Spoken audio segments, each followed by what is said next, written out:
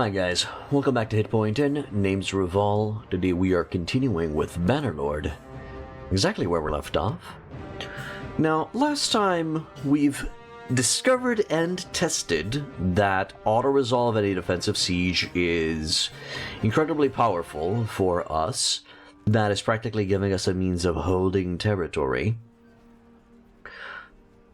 And because of that, this playthrough and campaign will go well, I think. Now, let's see what's going to be happening over there. So, I'm expecting... yeah. So the situation is, we are sieging Brimtoil. Kelly is standing in the wings, ready to assault. The battle against Brimtoil has started, so the defenders are going to hopefully lose. We are... well, we're outnumbering them... 4-1? Is that it? 5-1. 5-1. Yeah. So we'll see how that goes, how that's pan out. I doubt they're going to be able to kill 1,000 soldiers, but it might get close, and Kelly might be taking that opportunity to attack once the battle's over. I'm gonna go ahead and take out those looters. They should be giving me some extra experience, so why not? We're not looking for it. I'm actually going to take this opportunity to fight it manually and just practically check my troops. You know, check what's going on with my boys. Make sure that everybody is in proper position. So Para is in charge of cavalry. There's only one person in the cavalry department, Para herself. We got Nathan with... Caesar and Borcha in the mounted archers category. They're not really going to be doing much. Then we got Jimmy, or Geminon, of the hills, handling the archer division, which is perfectly fine. Just going to spread them out like that.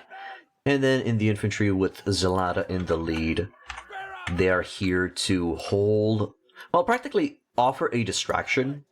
That's their job, to make the enemy come to them. And as the enemy takes a bite out of the infantry, the archers just clean them up, just kill them off. Because what tends to happen is the infantry envelops the square, and as they envelop, they show their backs to the archers, and the archers can just shoot properly. I'm actually going to send the archers a little bit further back. And that should be fine.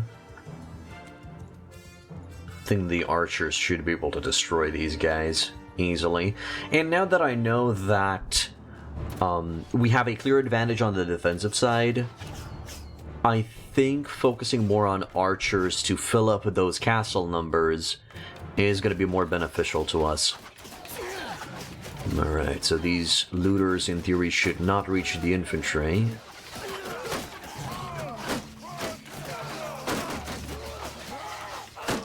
There it is. Yeah, sadly that's not going to be the case if all of them would have had shields. If they would have had shields, they definitely would have reached the infantry. So that's why it's an important thing to also have high-tier infantry that can hold their ground until further notice. Alas, in this case, all of the experience goes to the archers. Alright. I feel like the chest piece is a little bit large for my stature. Whatever. Do I want those looters as prisoners? I guess I'll grab them. We could just add them to the roster just to be used as cannon fodder. Well, eventually, once we have enough leadership, I can recruit them and transform them into Empire units, so that's good. Maybe I'll do just that. That would also help my roguery skill to further increase. Raid caravans, recruit and lead bandit troops, infiltrate enemy towns, give bribes, escape from captivity. Alright, and the next tier of a looter is practically the Imperial Infantryman, so we definitely need veterans' respect from leadership to make this work. Alright. And Veterans Respect will be the next perk that we're going to be getting. 20% morale from victory sounds amazing, but it's... The other one is going to help us more in the long run. Bandits going to be converted to regular troops. If we were using all unit types, we could have gotten Force Bandits into the mix, and that would have been converted into Fian Champions. It would have been crazy.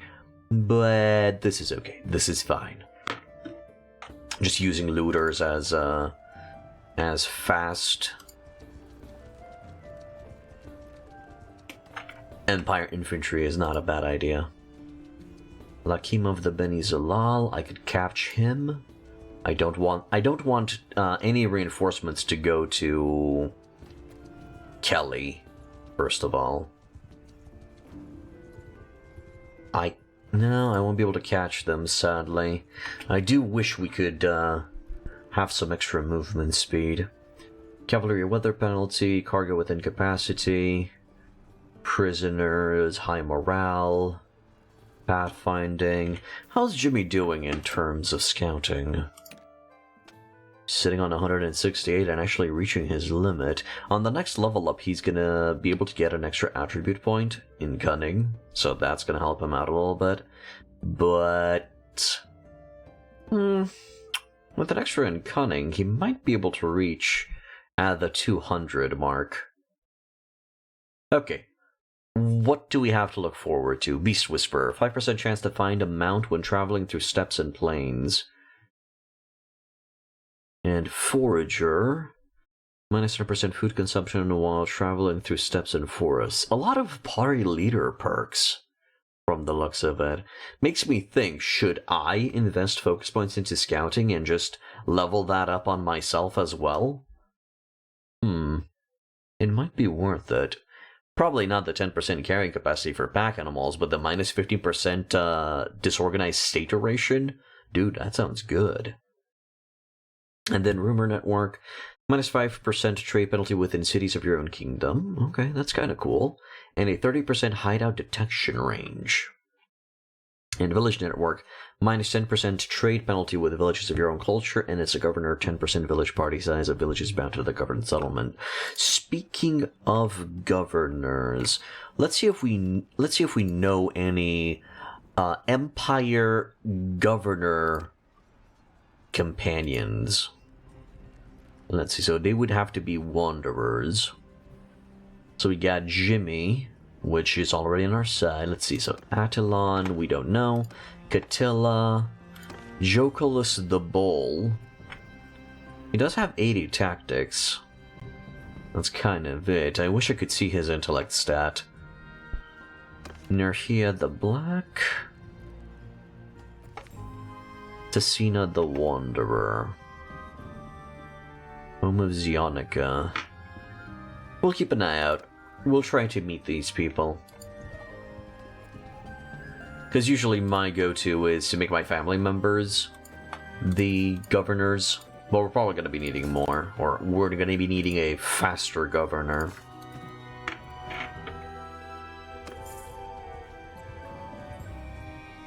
Alright, let's see. How's that battle looking? 123. It's not going as quick as I thought it would. Let's try to take out Kusur.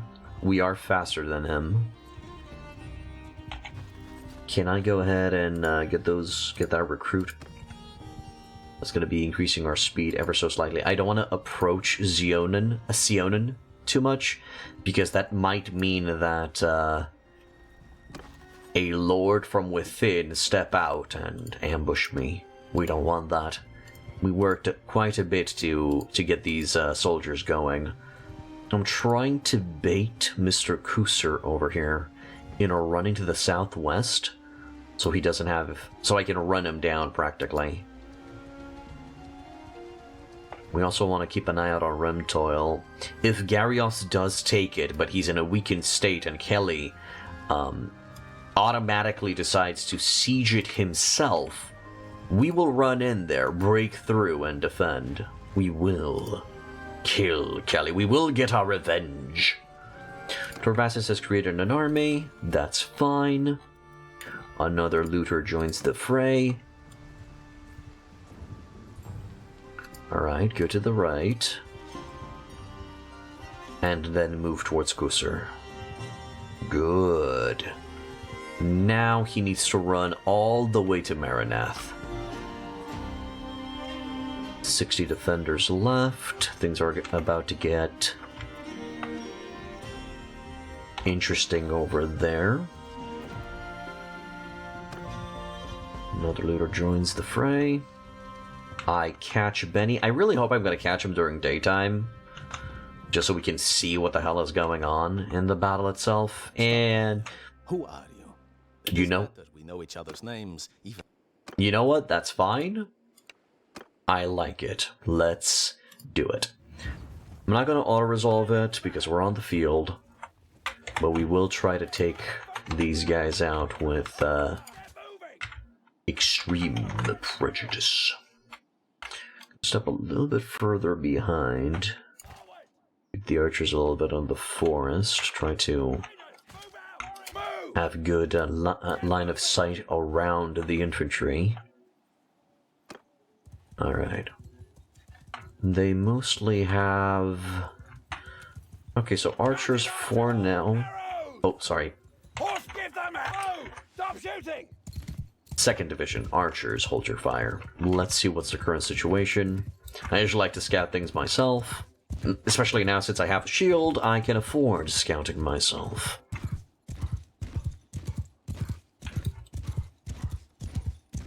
They're going to take the high ground by the looks of it. I think we can approach. Footmen! Make a footmen! Onwards! Archer! Get moving! Footmen! Move! Cavalry! Follow on me! I'm calling in the horse archers and the cavalry to stick with me just in case the enemy gets a little bit antsy and wishes to approach. Taking out the infantry from the square formation so they can have a faster movement speed. So they get here fast. Decent speed, even though they have heavy armor. Hello, Maso. How to make soldiers brace to cavalry? They should brace to cavalry themselves. Let me see. Shilwal, Lucerca, Skane. It might be Skane. But I usually just put them in a square. And them being in this compact blob will make them stop against cabs. Let's see what other orders can we give them. Toggle, face enemy, dismount, delegate, transfer, move to position, square, hold fire, dismount, delegate command. Nah, that should be fine. Alright, archers a little bit forward, infantry a little bit forward. Open fire.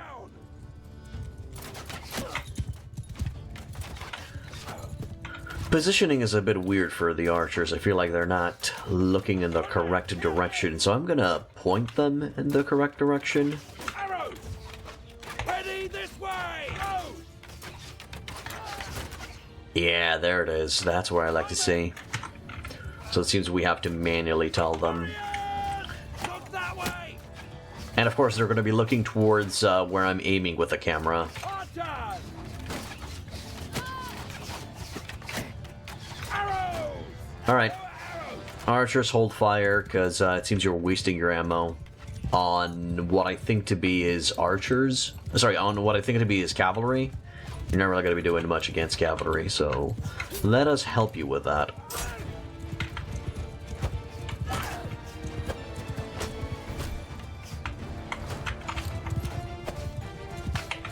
You know, if we can. There we go, they're going into melee.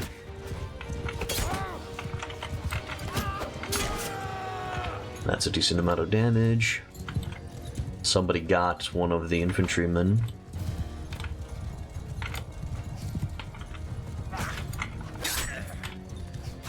A little bit of damage there.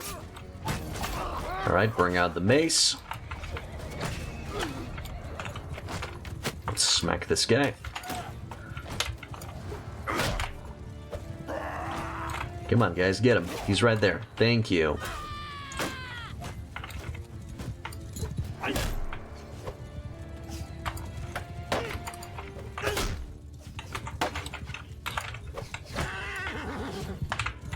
I don't want to get too close. Arrow, give them hell! Archers open fire, try to kill these guys that are close to us. Alright, Jimmy managed to get somebody. That's good. Is that one of theirs? Yeah. I think that's Benny himself. Well, Benny. Kusr, or whatever his name is. There he goes. Alright, Kusr is down. I think they're charging in now, which is great for us. Alright, let's retreat and see how things play out. Keep the shield up.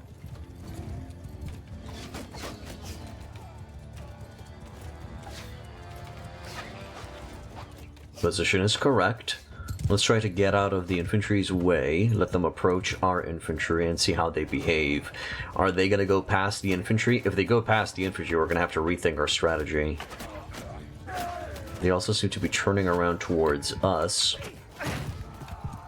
And perfect, they're trying to go for the surround on the infantry, which is great. Need to stop that one guy, though.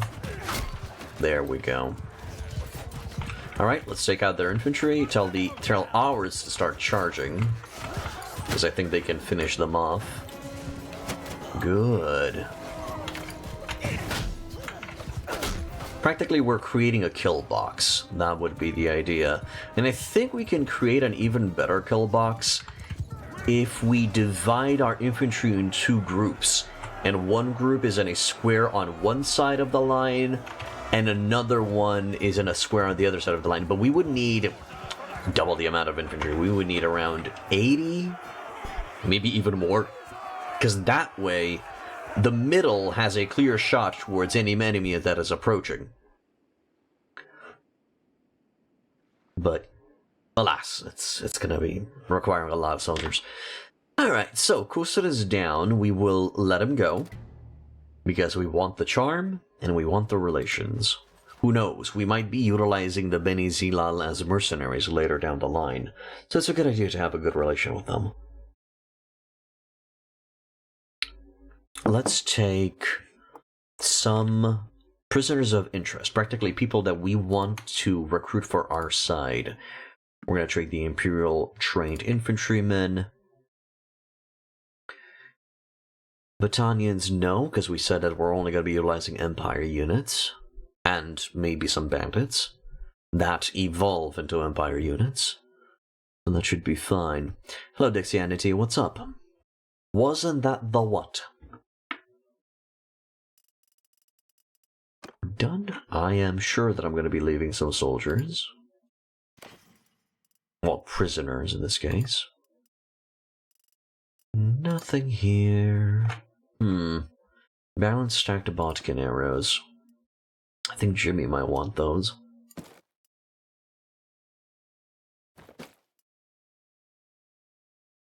Okay. Board shot, do you want any of these? Yes, you do. Nathan? Arrows and splintered arrows.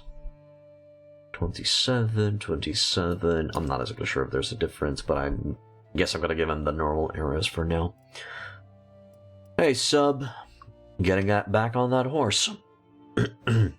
Wasn't that the response of a quarrelsome vassal? Shouldn't you just capture them to just keep them at a distance? Well, in the end, I'm receiving relations with the clan as well, and not just with the person itself. So even if he is a quarrelsome vassal, he can still be a valuable mercenary.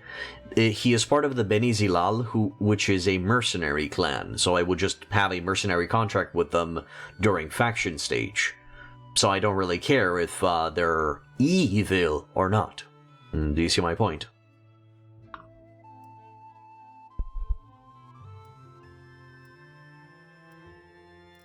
Nothing else. I'll take that horse. Banner of the Fairest Falcon decreased ranged accuracy penalty by 4%. Now that sounds awesome.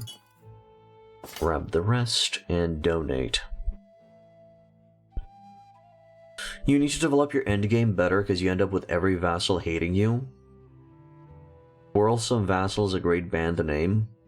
Yeah. Yeah, it does sound good.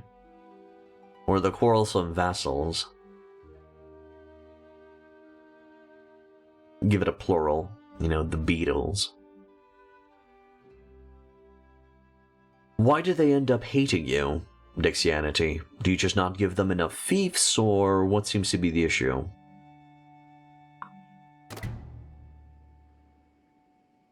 Relation with Varos has increased. Is that a random noble of our faction? Probably. There we go. We leveled up. We're going to be adding this point into medicine. You would want to increase that as much as possible. Then we'll fill up, I'll probably fill up tactics. Let's see. Command simulated battles. Win battles at difficult odds. Escape from encounters by sacrificing troops if necessary. You used to give them 1 to 2 fiefs each, then you started watching my guides and learned a lot. Well, my guides are practically applied to Warband and its respective mod. Haven't really made a guide for Bannerlord yet. You have to buy them off with influence towards the end game? Yeah, probably. Well, one reason why we're going for charm is to generate that delicious influence as fast and as much as possible, because that's going to be needed. So that's a good thing. Alright, let's go to the southeast. Would like to attack Elenet's party. Remtol is taken. Now is the time to go and check on the status there. It has been knocked out. Imperial trained archer. 2 more recruits. Some extra sergeant crossbowmen. Some more Palatian boys. Good. And that looter that wants to join. Yeah, we're talking about Warband. Seems there's a similar mechanic here as well. You're at episode 2 on my playthrough from the start of 2020. There seems to be a similar mechanic, but from what I understand, the personalities of the lords don't actually do anything in Bannerlord. They're just for show. There's no mechanic attached to it.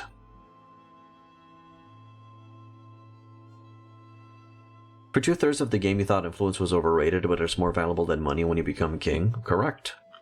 That's why I always mentioned that when you're a vassal, you must try to convince the other lords to vote for laws that consolidate a vassal's political power, practically decreasing influence costs and so on and so forth. And once you're king, you have to do the opposite of that. And you need to try to vote and consolidate the power of the king.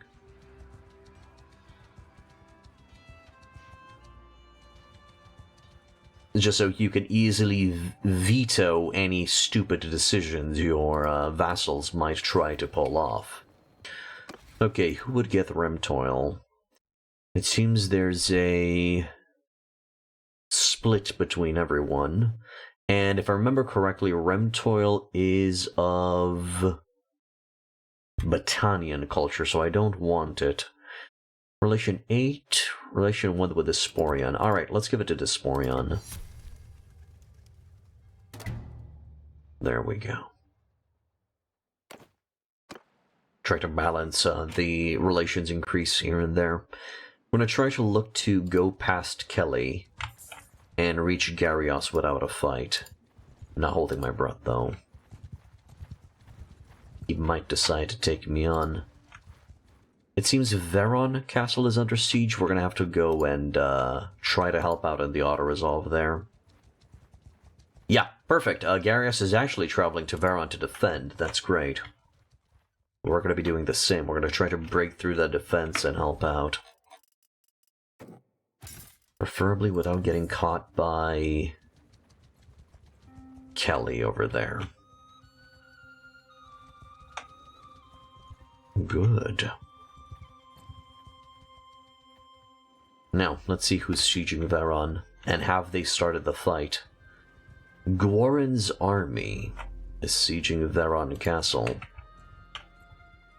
With 130 defenders plus us, we would be sitting at 250. With 250 and an auto cal, we should be able to win, but that's only if Kelly doesn't join the fray.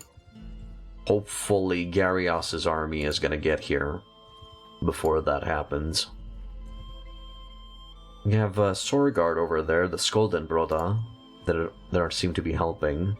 Torvasis is gathering up an army, so they're going to be able to assist as well, if push comes to shove.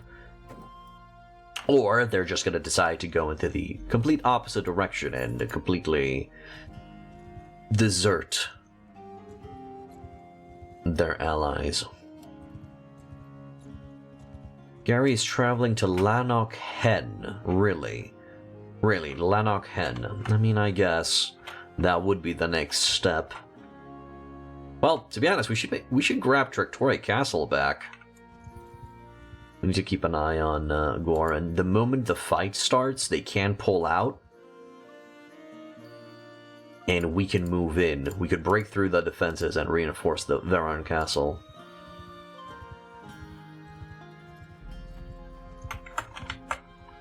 I mean, there's a catapult over there that is, in theory, firing on their asses. So this should be great. Any extra level ups? No. Any clan members ready to join? No, they're too young. Currently an autumn of 1087. Ooh, nice, 2 catapults. That's good. We'll be able to tell if the fight starts, in theory, when the number of Goran's army starts going down. Or Torvasis is just gonna assault. That's most likely what's gonna happen. Goran might start running away.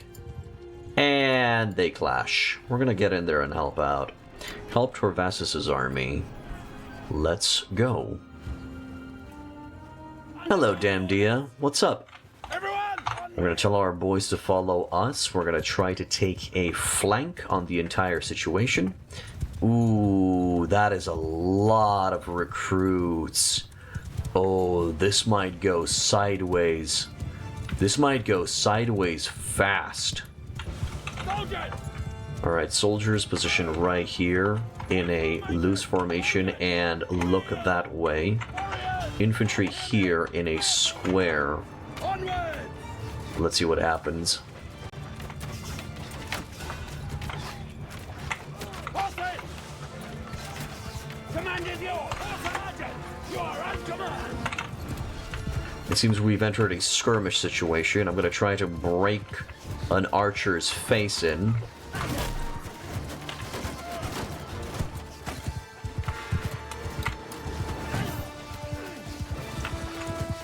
Trying to force them to back off and not shoot on our boys anymore.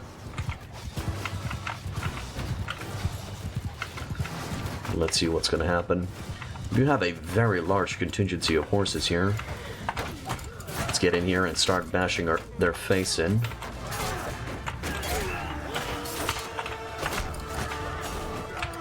If only I could reach him. Did he get away? Alright, people are still staying apart. It seems we're smushing through their cavalry line. Their archers are retreating yet again. Everybody's going to be resuming positions. Things are looking balanced for now. It seems their cavalry might be re-engaging here. But their archers are thinning out our infantry so much. Just because they're Battanian Fian boys. And then we have these bastards getting in here. Well, if they charge into the infantry, they're just gonna, in theory, die. Right?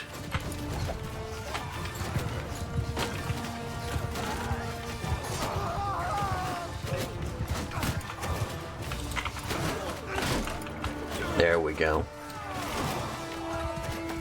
Bonk and kill.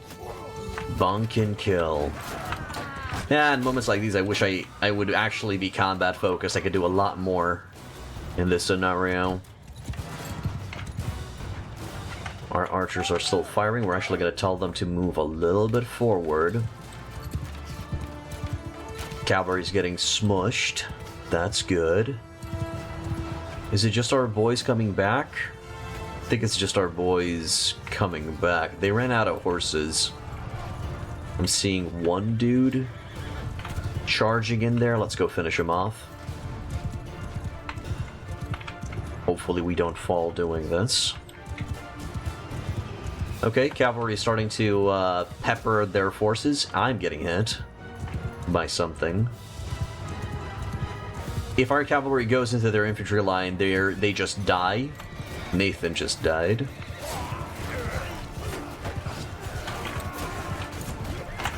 Ooh, and I'm in the infantry line.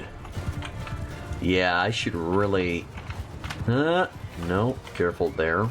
Yeah, look at those Fians just firing away. Currently, we still have the advantage. Oh, infantry is going in. Infantry's on approach. Move out! Warrior! Face that way! There we go. Hear me! Get moving! Gonna position our archers on the flank. That way! Warriors! Infantry is gonna go a little bit forward. I'm gonna go and ride into their archer line and try to kill as many of them as possible. Their archers are actually picking up arrows. It's crazy.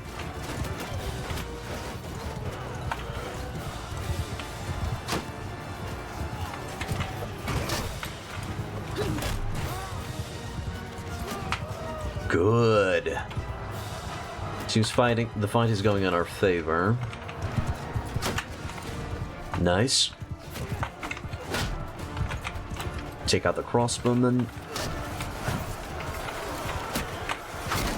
Cover as much damage as I can. Ah! Crossbows, man. Ah! Down we go. Horse is dead.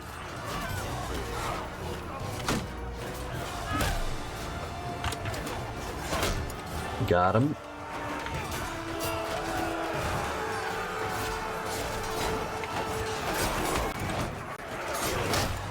Broken.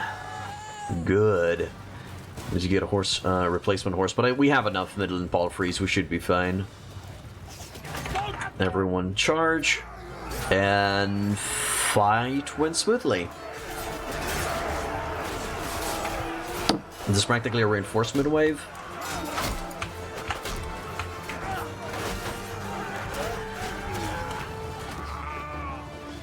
Ah, overshot it. Oh, still had arrows. That's nice to see. Oh yeah, definitely. I mean, I lose horses left and right. And out of all of the troops, just one Imperial Trained Archer got sacked. That's awesome. Good. Good, good. Gains three skill points in leadership. Gained 25 influence from that fight. My name is Caesar. And we've kicked Heine. Alright, so the plan here is to get any potential Empire-type soldiers, which there are none. We're just going to grab all of the prisoners and sell them.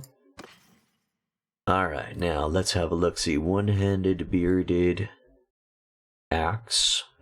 Gets to stay. We're gonna donate it. Woodland longbow. Does Jimmy want that? Woodland longbow, less speed. Missile speed is +1. 76 pierce damage. Weapon tier 5. Okay, yeah, sure. Grab it.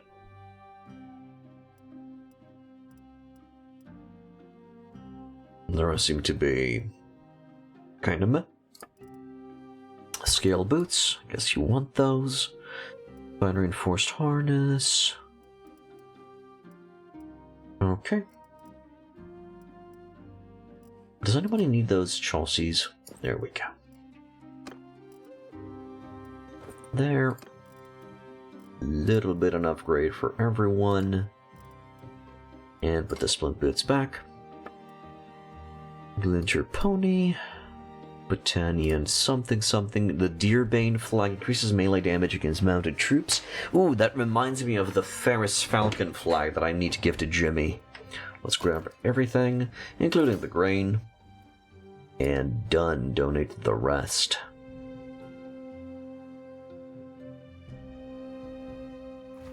Big boy battle is over. I'm on foot. And I'll be needing a new horse.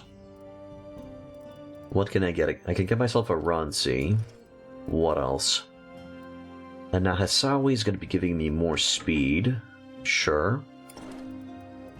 I think it's going to be the Nahasawi for the extra speed. From what I've noticed in the fights, speed was my downfall. So having that extra will really keep me alive.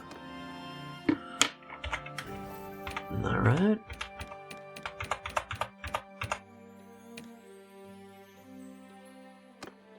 Things are looking nice, things are looking up. I don't think we're gonna donate.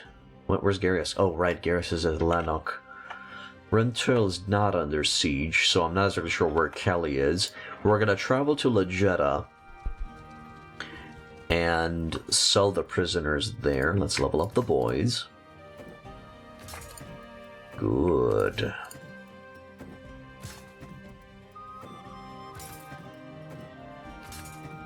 Alright. Imperial Infantrymen? Yes. Let's go. 920 given away per day. Jimmy's raising his scouting. Good. Choose the prisoners that we wish to ransom. Give all of the looters for now. I'm gonna start massing up looters when I have the next perk in Lift Your Leadership. Until then, I say nay. Anything that has Battanian in the name gets to go. And the Sword Sisters. Good. Gonna keep these guys because we want to bring them to our side. We get paid. And now we're gonna look to sell some stuff.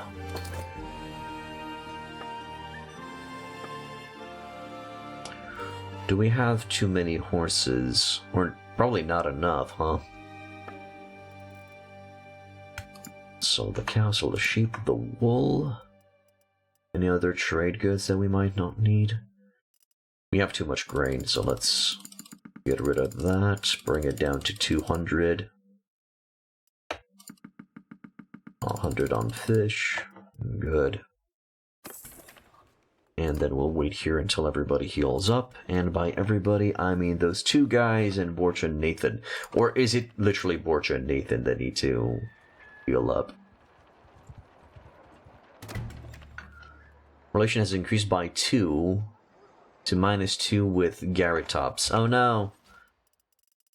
Finally, my relation with Garatops is improving. Whatever what I would have done, would have, could have, would. Alright, let's select Borcha. Two-handed polearm, two-handed mace. Sure, let's do it. Break head. Alright, we just need some thrust speed. If we decrease the size, that should do it. Almost.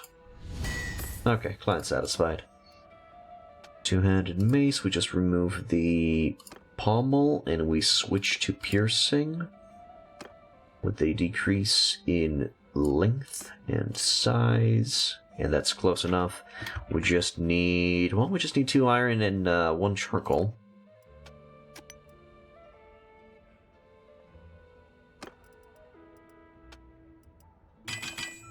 There. There. And then there. Decent. Let's leave. I think Borcha and Nathan are gonna heal up on their own. Let's go and check on Garios and what's going on over there. We do need to be a little bit careful. So this is an Empire castle, if Remtoil, which is a Battanian castle, gets attacked, I will let it fall. Same for Lanark Hen. I do want to keep a balance on the faction. I don't want to expand out of control, because that means I'm going to be having to face a more difficult enemy later down the line, and we don't want that.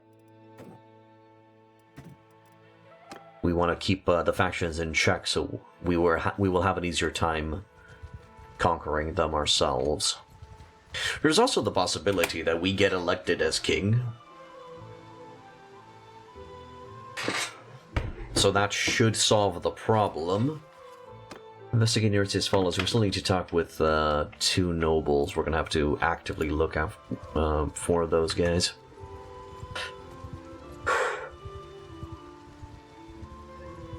I wonder if I can take Callion in a fight.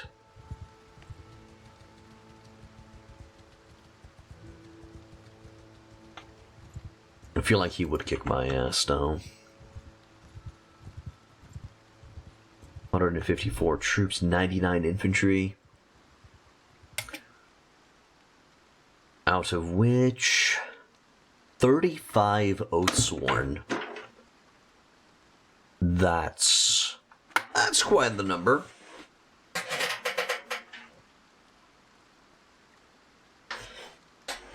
I think becoming king is a bit harder now. AI lords can live forever now.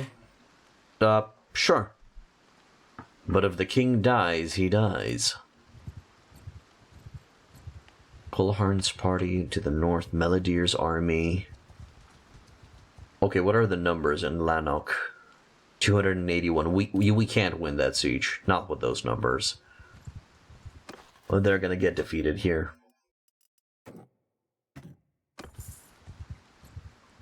I don't think the auto-resolve is gonna be on their side. Let's try to catch Fiarad over there. Hopefully nobody else is gonna get in the way and I can just kick him down. It seems we're gonna fight during nighttime. Yours is not a face I know. It's okay. We're at war, so I'm gonna have to smush you. On my And it's quite a bit of night. warrior, move! One man, Quite a bit of night time. And it do be sucky. spread out! Well, let's hope they don't charge right off the bat, because this is a horrible position to be in. Move!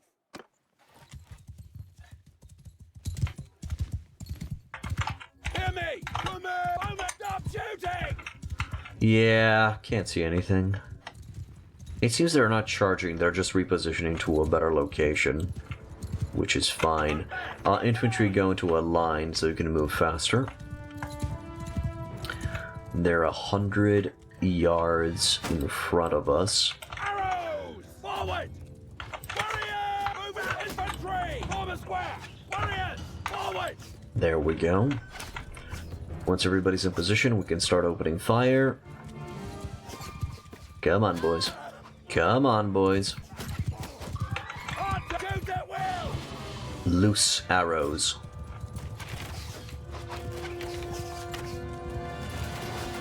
That's a nice position. Come on, boys.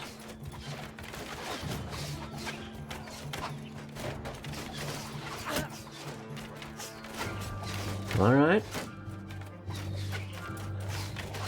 They do have shields, so we're gonna have to go through those first, but it seems it's happening. Nice. It seems their position broke. Attack! Ah! Got stabbed in the chest. Wasn't fun. Ah, come on.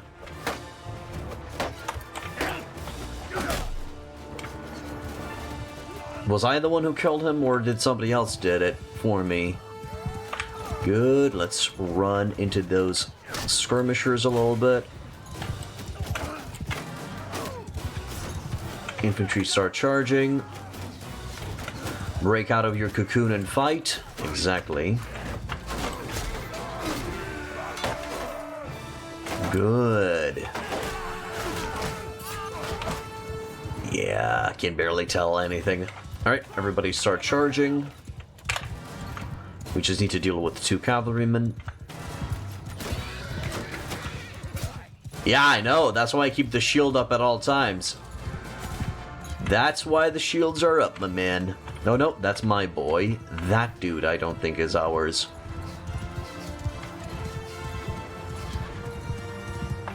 Whew, that's a fast bastard. Ah. Alright, let's just take out the horse. Ah, nice, you got shot. Good. Ah, darkness, man. And for some odd reason, it's always dark when I meet them in battle. I don't really have daytime battles. Or at least I don't notice them. Because the nighttime battles get in the way. Hey, fairy. You fought well, man. Peace. Do we want the 3 looters? Not now. I'll take all of those prisoners, though. Ah, take the looters as well. Why not? A fine scale warlord armor. Giving us a decent amount of stats. A lot more stats than what I currently am holding. And I do look good. I do look good in it. Although I do like the fact that the cavalry lamellar armor is a little bit lighter in weight. Not by much, though. Still carrying 45. Well, I could give it to somebody. I could give the fine skill. Well, what's going to help us in the long run? Let's see. Having extra armor on legs and arms will mean that I'm going to be harder to kill on horseback. So we are on horseback. Let's stick with that. Let's give the cavalry lamellar armor to somebody else. Like our brother Nathan. There we go. Looks a bit silly, but it's fine.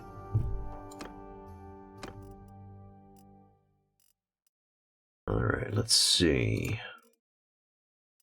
Zelada's fine. Borcha's okay. Hey, baby. What do you call a Frenchman who has been attacked by a bear? Claude. Ah, because Claude is a French name and bears have claws, also known as bear claws. Not a bad joke. Not a bad joke, baby.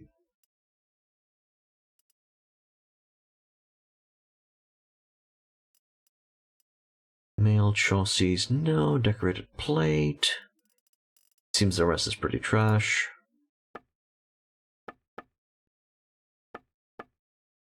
Definitely grab all of the food and donate the rest. Good.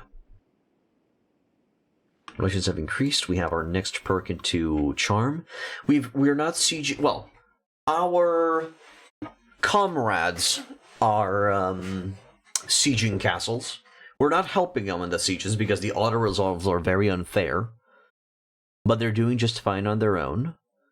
We're practically just making friends now and growing ourselves. Also our charm. So what do we got here? Parade. +5 loyalty bonus to settlements while waiting in the settlement. Ooh, that's not bad. Party leader 5% daily chance to gain +1 relation with a random lord in the same army. And then public speaker, 30% renown gain from battles, and as a governor, 10% effect from forums, marketplaces, and festivals. I kind of like that +5 loyalty bonus to settlement while waiting in a settlement, because I can bypass some cultural problems if I have parade.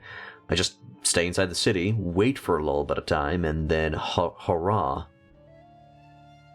We just get loyalty increase and less chance of people rebelling. I just spend some time over there as a little mini vacation and I should be fine. Also, I'm going to need to bring this a little bit further down. Because you guys can't see the chest hair properly. I have a tendency of staying... hunching. I have a tendency of hunching, so my head is a little bit lower. I'm just going to bring the camera for a little bit further down, just so you guys can check that luscious chest hair. Okay. Back to Bannerlord. Let's grab Parade. I don't think we're going to be having problems with renown gain. At least not from battles.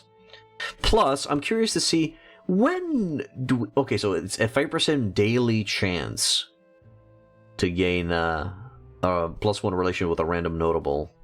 Oh, well, the problem is it needs to be in the same army. That's going to suck. But eventually we're going to be in armies. We're going to participate. So, sure. Parade still sounds the better one. And then we're going to have Camaraderie, double the relation gain for helping lords in battle, and a +1 companion limit. And then Immortal Charm is going to be the real deal for +5 influence per day. Also, our personal increase with NPCs is going to go sky high. Well, it's already incredibly good. But that's going to further go up to 150%, maybe? I think it's going to be 150 at 300. Maybe. Alright, any level ups? Yes, sirree.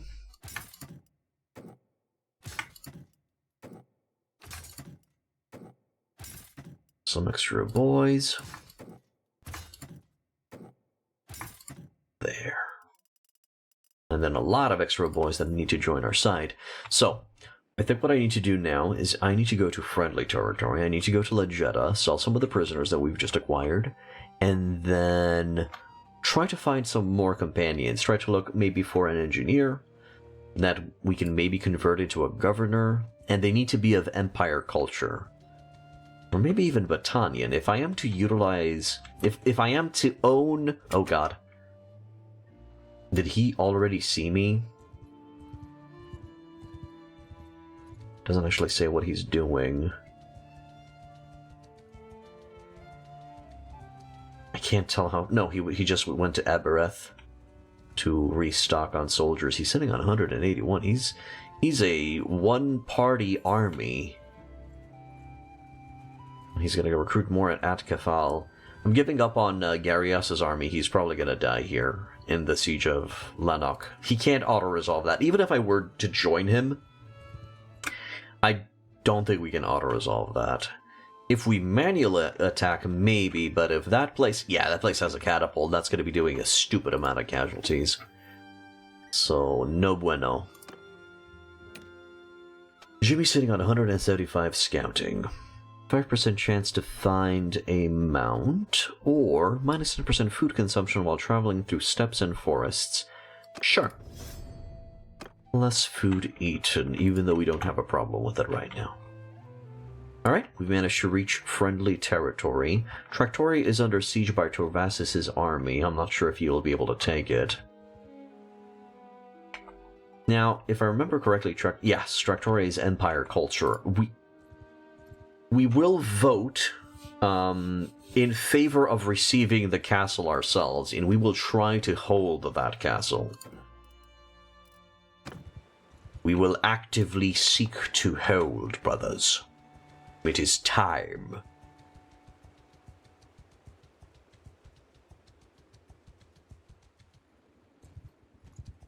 Ah, good lord, I was thirsty. Good.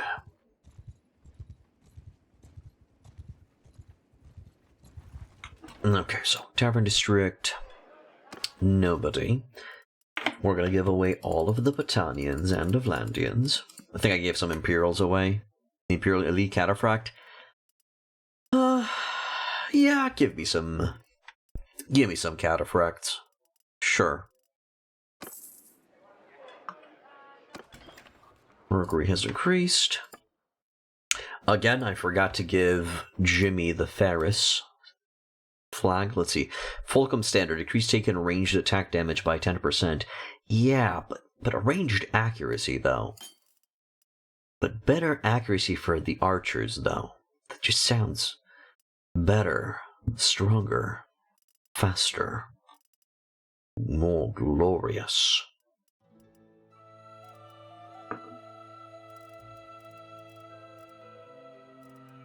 Okay, so done. Trade. I just realized that some of the stuff here is not for eating.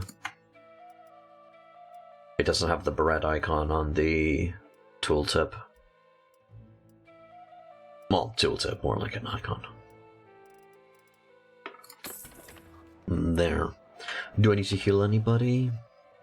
Still have room for 9 soldiers, but I think we're gonna stick with 130 for now. I have a 9 looter, since we're practically just cannon fodder. They're not really gonna be doing much in an actual battle. Really looking forward to that Veterans Respect. How far away are we from that? Plus, we have 6 prisoners that are waiting to be recruited. Hey, Gilth. I'm actually doing well. Yeah.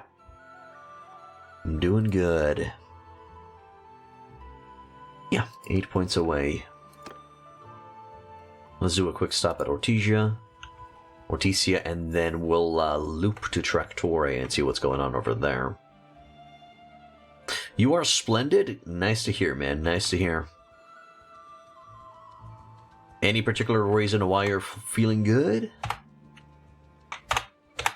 Or if you're just feeling good in general, that is amazing as well.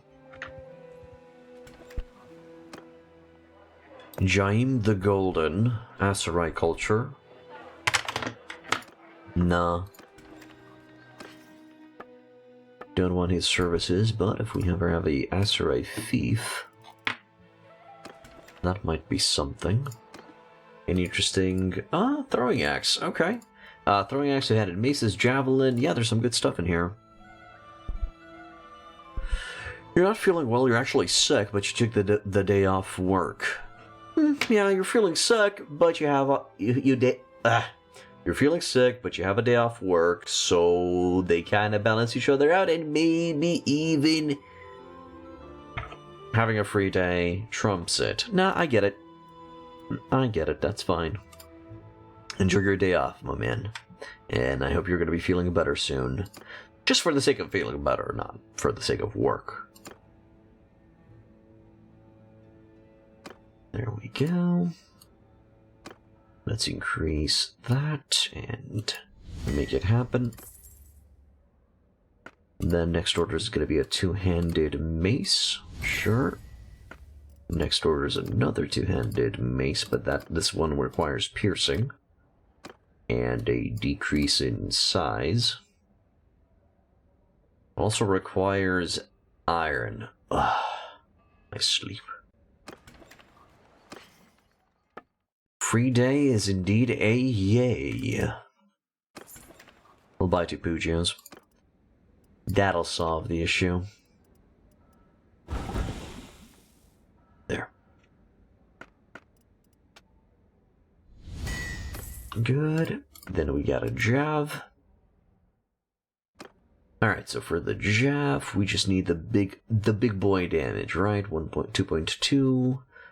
The Imperial Simple Spearhead is the one that's going to be producing most of the damage. I just need a decrease in size for missile speed.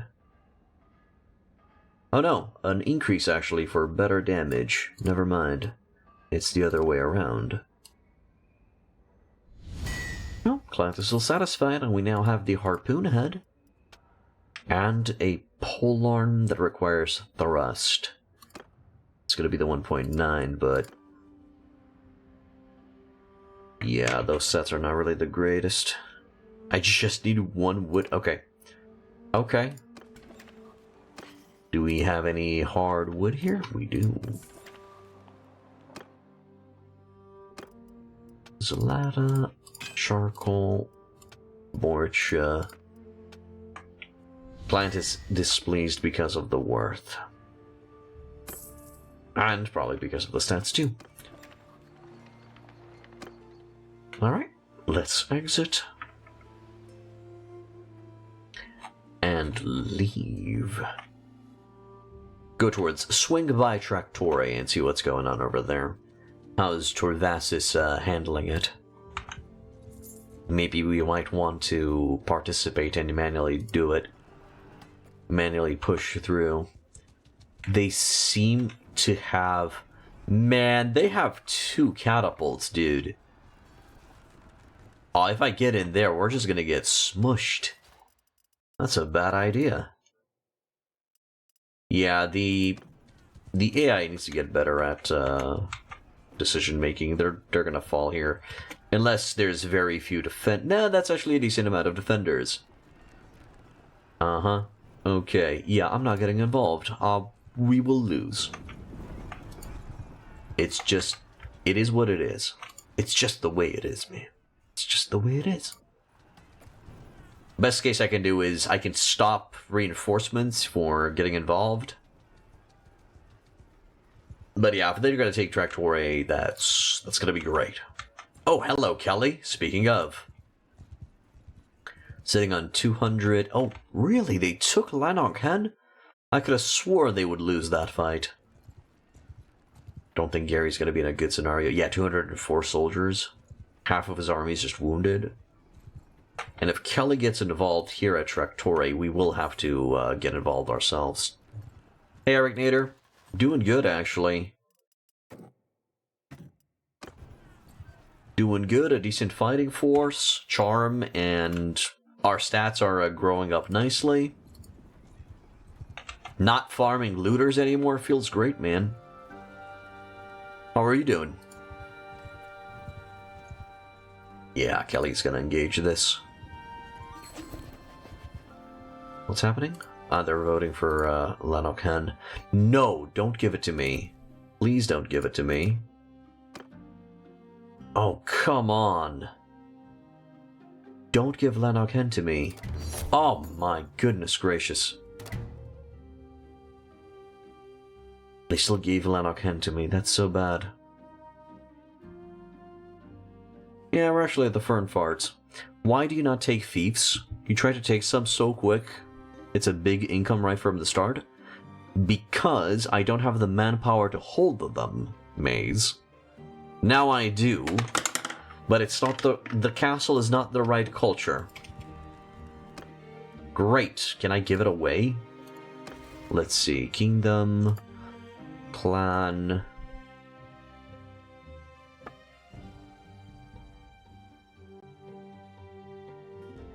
Where's Lanark Hen? Lanark Hen. Downsert right some responsibilities from this fief by giving it back to the realm. Yes. Perfect. And we're gonna vote for the new owner. Let's give it to Relation 55, Relation 2. Relation, we have no idea. Give it to Akias, sure.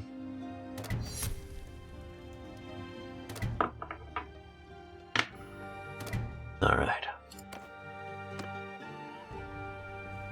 We can hold it, we can maintain loyalty in it.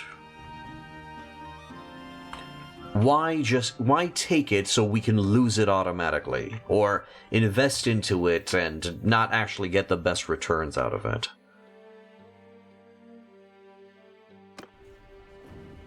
You know why I don't want that fief? Because I'm racist against Botanians, okay? That's why. There, I said it.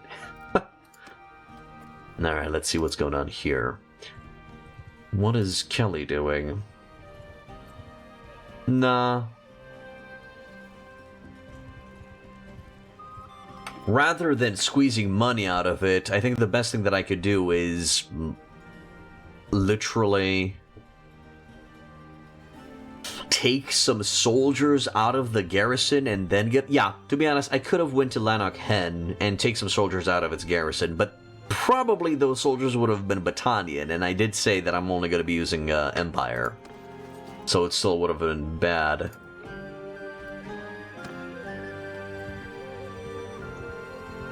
Now, if they give me Thractorae, absolutely we will take it.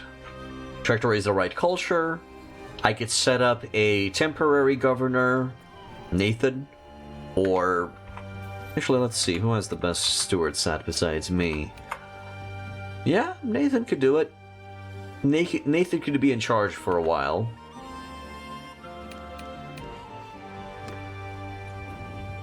until I get our little sister or little brother going as governors. And there it is. They lost. It's a good thing they decided to retreat when they had to. Now I need to go and check on Gyarios, because Kelly's going their way. And Kelly's a scary boy. Ah, there it is. Can we intercept Kelly and push him in the army? If we finish and capture Kelly here, because we don't care about relations with faction rulers. So our relation with Kelly doesn't matter. If we defeat him here, we will take him as prisoner. You try like when you're Vlandian. Vlandian, did you join a kingdom that fights versus them so you can get Vlandian land? I agree. I mean, you're with the Western Empire, and they will inevitably fight against the Southern Empire and the Northern Empire, so I will inevitably get Empire fiefs. So, Thractorae Castle right there, that is of Empire culture. Definitely want to get that. Uh-huh.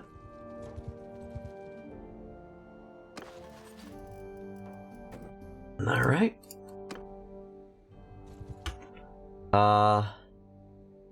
So he's running away, but if I engage here, does he join up? Oh god, he wants me. Yeah, they wouldn't have joined, they weren't close enough.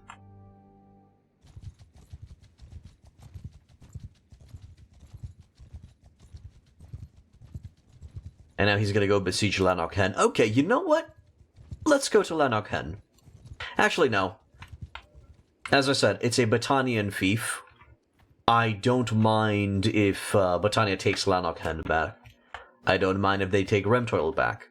We will, in theory, eventually stab this faction in the back and try to conquer it from within. So we don't want them to overextend. We don't want them to have too much power. So letting those fall to the enemy hands is not a bad idea. I just wish we could have taken Thractorae properly. And just start from there.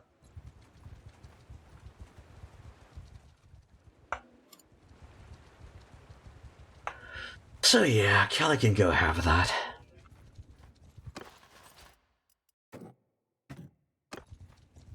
Also, it's the 4th of winter. We need to wait for spring. And once it's spring, we will try to discuss potential marriages with the ladies of the realm. I want to see if waiting for a year will give me another chance to court Ira from the Southern Empire.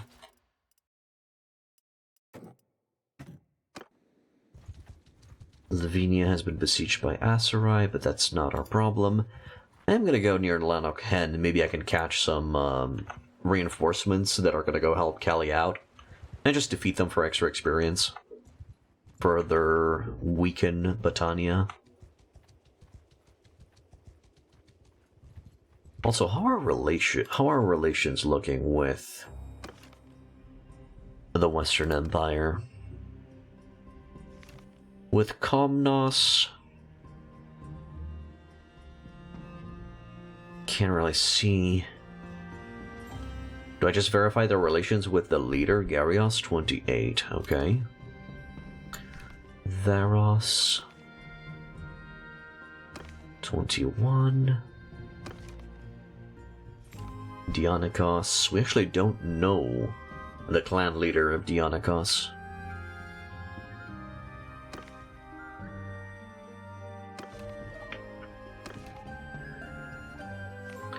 Laches. Slowly building up. Who's that? Is that the Boar Boys?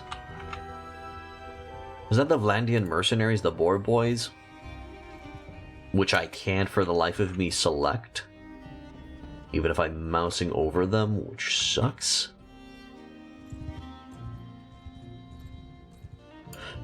If I approach you, do you just attack Kelly? Alright, please. Defender's at 133. Kelly might not take that in an auto-resolve.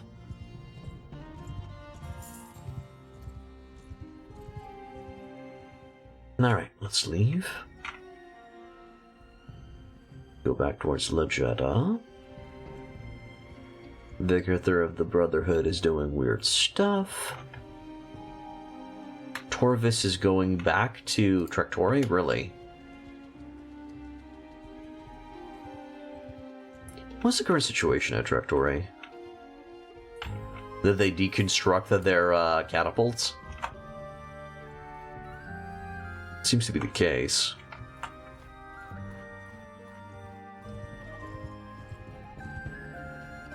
Join the continuing siege. And we're leaving. Nah. Mm-mm. No, catapults, nah. Mm-mm. I'm good, thanks.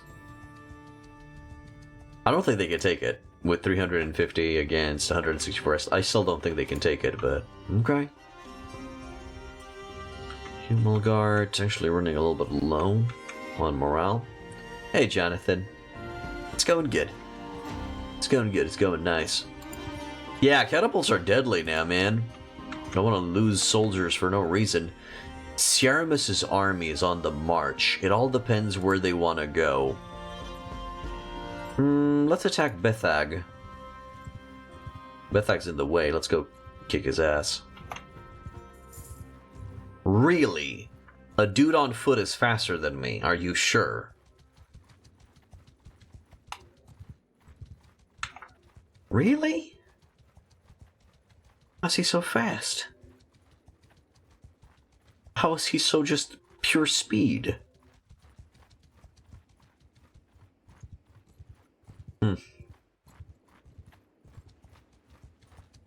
He's just pure speed, man. Just pure speed.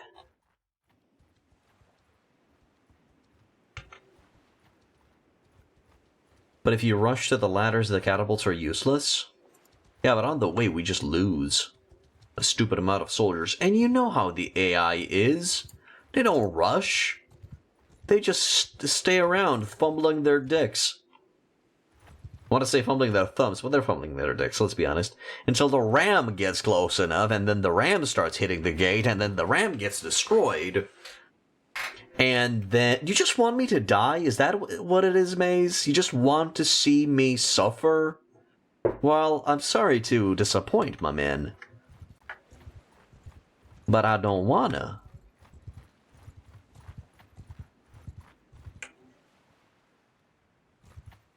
Oh, come on, I'm so close. Can I trap him in this little peninsula over here? There it is. Maybe? Nah. I got you now. Nope. Come on. Yes. Nope. Yes. He's gotta get through. Oh, come the fuck on. He's right there. Are you kidding me? Are you kidding me? Interception. Yes. Who are you? Gotcha, bish. It is better we know each other's names, even if you're right. Yeah, well, I was trying to get you know my name, but you were running away. Quite adamantly, if I might add. Jesus. We're at war. It is time. Will I auto-resolve this? You often get killed by your own catapults because you're too fast at the enemy walls? Well then stop it! Hang back a little bit, let the catapults cook.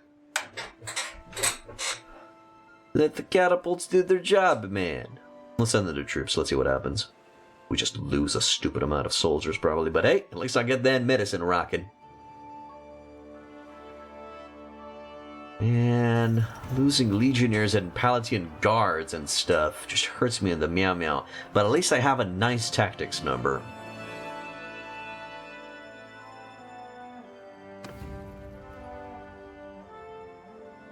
Alright, you fought well, you're free to go. Bye-bye.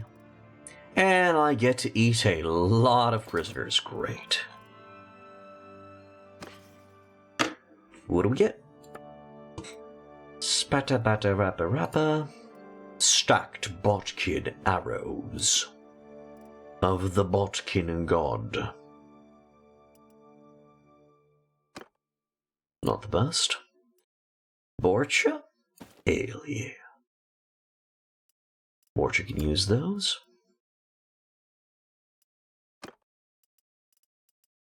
Splintered woodland longbow. No, that's meh. Highland scale. I think somebody. Borcha? Do you need that Highland scale something? I know, but a good leader fights in the front line and not hide like a coward behind. Well, I guess I'm not a good leader. It's fine. Excuse me for trying to keep as many people alive as possible. Well, as many of my people alive as possible. Excuse me. Just apologize. So I'm not really going to be getting the popular guy vote. Yes. We die like real men. Then I prefer to not be a real man. If I get to just die. I know, unpopular opinion. Sorry, man. Throwing away your life is so last here.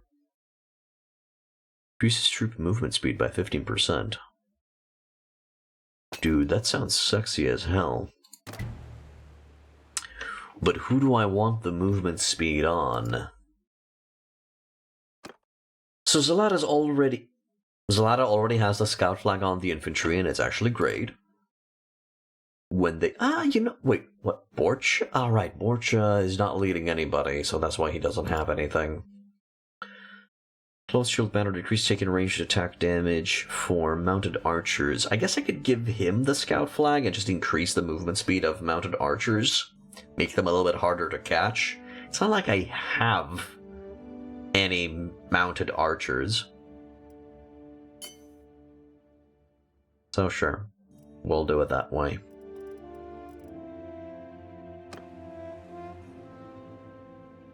Okay, we got rid of some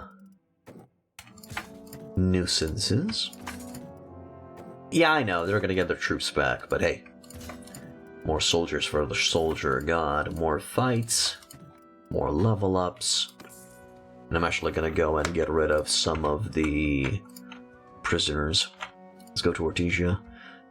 Lanarkhan is under siege. I wonder where the newly formed army is going. Also, how's the overall war looking like? It's pretty close. Oh, Britannia is also fighting against the Sturgia and Vlandia at the same time. Yeah, they're not having the best of time. They've been quite smushed, diminished, a shell of their former selves. But that's not stopping them. That's not stopping them from being a pain in my ass. You give the scout flag the leader of your caravans. So that's not how the scout flag works, Maze. Or at least, I don't think that's how it works. Please correct me if I'm wrong, guys. But to my understanding, the scout's flag will increase the troop movement speed of the group that character is in charge of.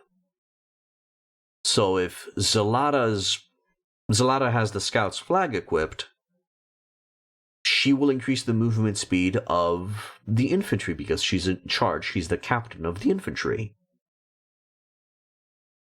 Do I understand this incorrectly? Is this a party leader flag?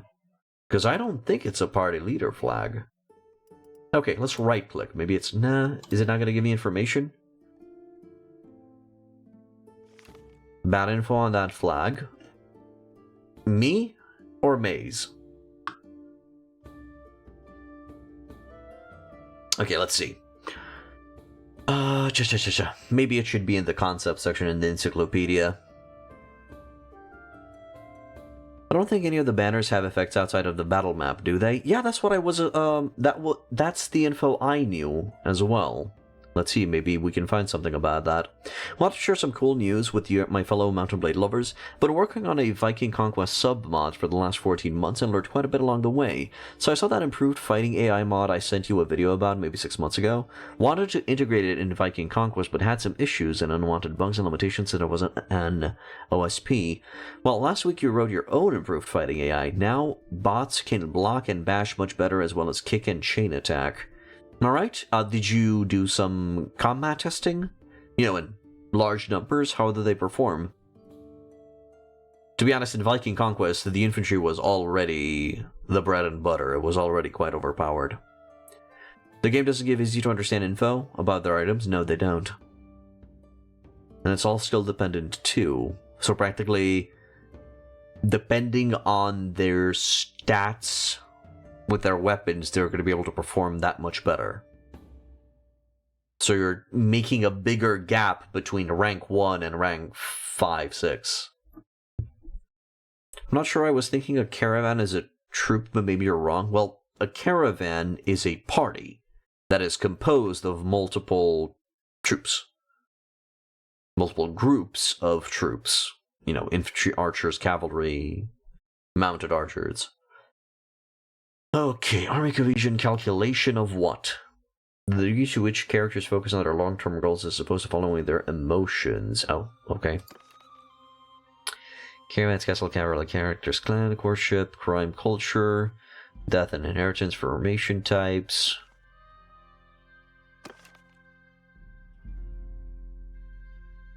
Around 60 FPS with 300 battle size on your system, you have... Oh, no, Jonathan, not the performance of the fights themselves. The performance of the units, of the soldiers.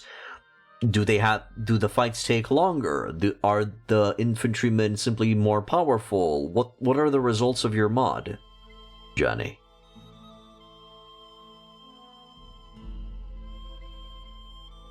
Who knows? Maybe he knows something we don't, Aragnator. Lord Affection. Noble clans may change sides in the game if they're discontent with their liege, if they perceive that their strategic situation is hopeless, or in some cases, if they're offered a big enough bribe.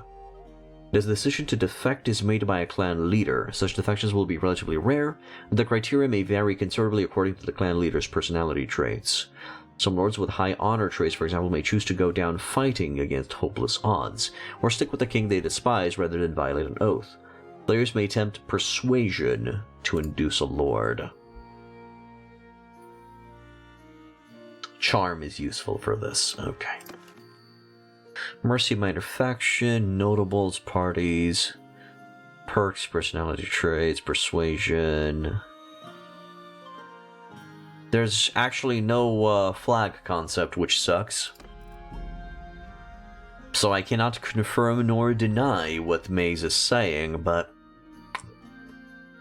if we are following the effects of all of the banners until now, they only affect an individual squad at a time.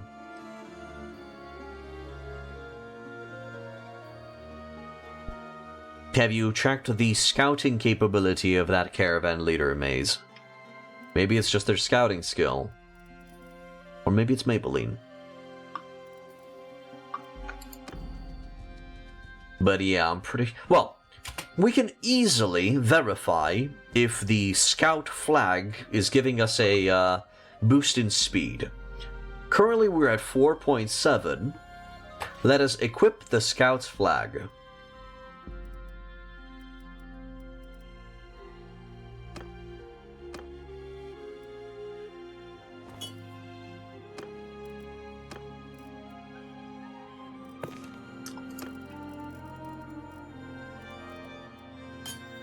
Done. That's still a 4.7 for me, dog.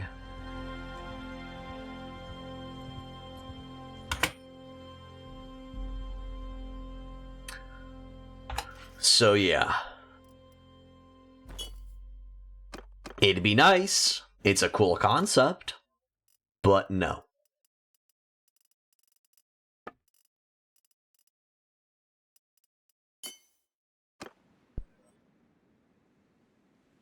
If you have a caravan party, you can try to give it to him and see if there's a change in their movement speed. I mean, we just practically solved that by equipping it on ourselves. If it affects a caravan, it should affect us as well. The idea was to make trained and veteran fighters feel like trained and veteran fighters, challenging to fight against with a low-level character, as well as give bots the otherwise OP ability to kick. You've definitely achieved that. Alright. Have you managed to do any simulations? Have you tried pitting veterans against non-veterans? But kind of like of equal equipment rating or something like that?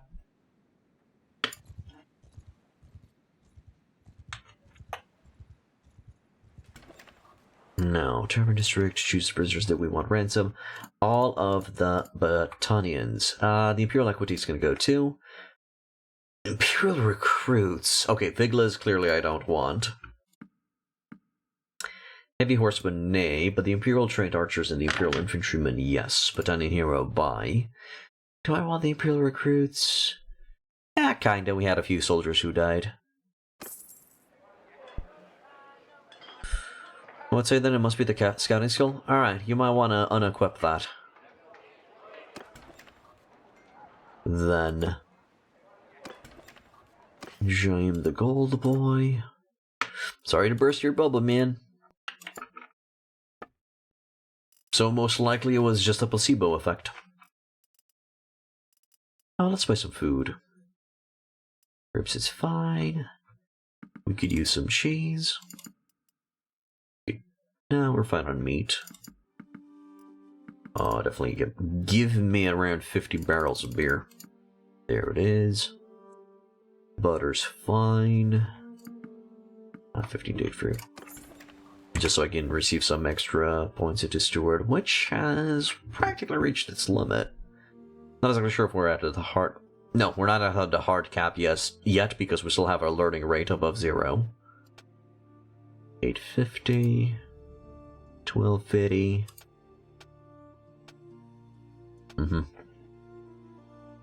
Let's... go. Do I care? What's the leaderboard looking like? We're in 3rd place.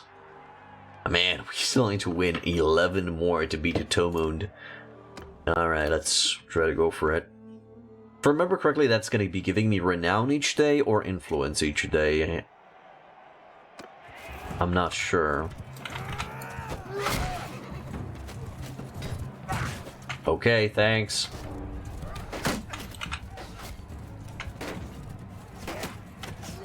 Was that Zelada? Ow. Fish. She learned. Oh, that was Para.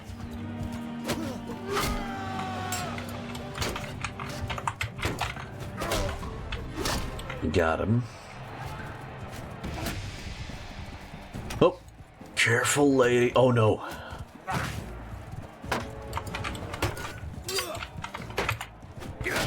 Wait, are you guys on the same team? Nope, you're not.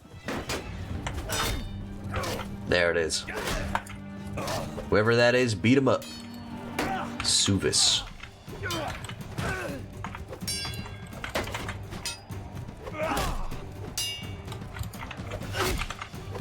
Who the hell is this guy?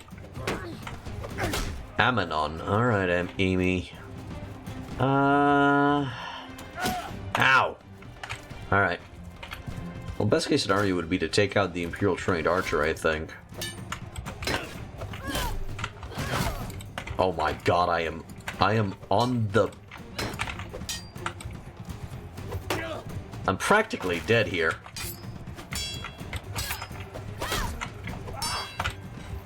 Yeah, there I go. And I think we're disqualified. If I skip the match, yeah, we're out. But Nathan and Zilad are still in it, so let's see if they can win this. Fights take a bit longer because bots block much more, especially with the shield, and yeah, naked veterans defeat naked farmers with ease. No, I was thinking of something closer to their rank. So a naked veteran against a a naked, almost veteran right before the bot kicks in. But that's okay. It sounds interesting.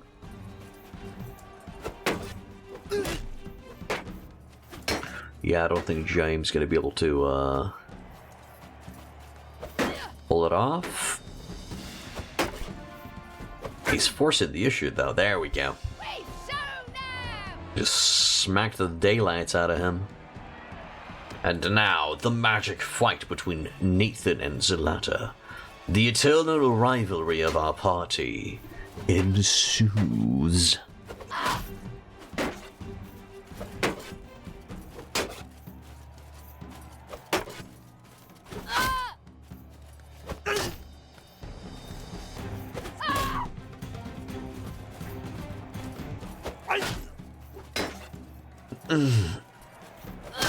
Come on. There it is. That's fine. That's okay. Hey, Nathan has 125 athletics. Worth it. And we get a what? A Royal Destrier? Nice. Nathan, do you want that Royal Destrier? Do you want the horsey, Nathan? Grab the horsey, Nathan. Take the horsey, Nathan. Okay. Anybody wants diesel like that? Sure. It's a little bit faster. Alright, done. I mean, I guess we could sell those 2 horses for a lot of cash. No, have them on hand because they might be needed for our future companions. Sure, champion will defeat a veteran 9 times out of 10, if that's what you mean. Okay. Alright, you know, it's cool to add new moves to the units, but you just gotta make sure that things are balanced out, you know? That there's peace and harmony. That's all.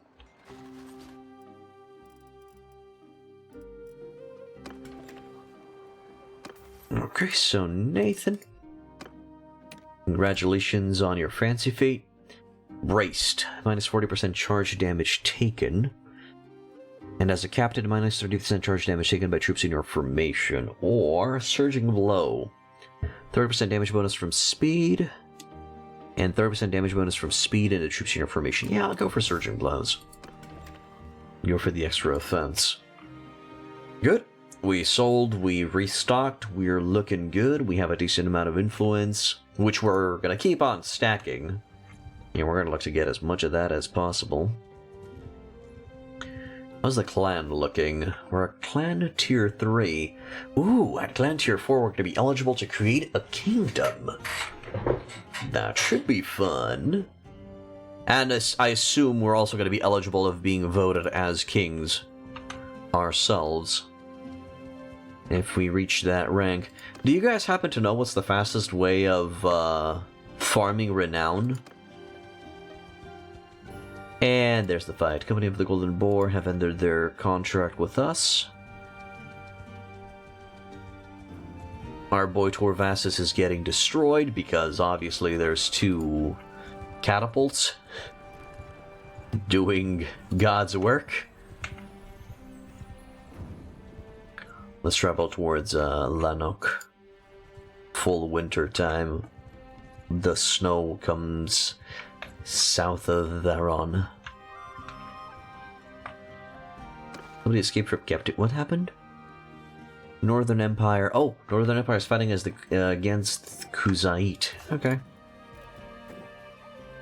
Imperial Recruit. Imperial Infantry. Finfantry.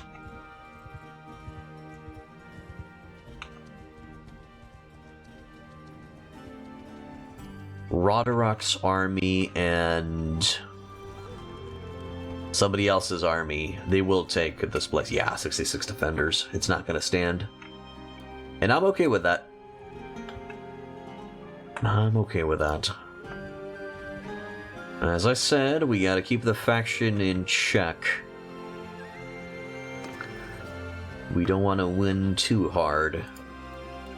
Unless that's the plan, you know, unless we're helping this faction conquer the world.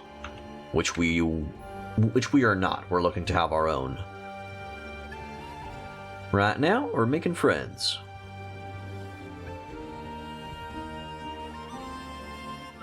Mess with us. You think I am daft?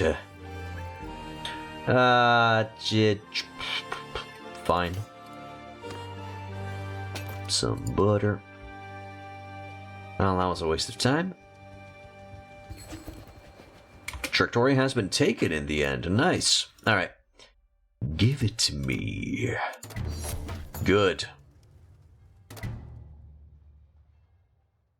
Now this is a place we can invest in. Let's go to Thractorae and start prepping it.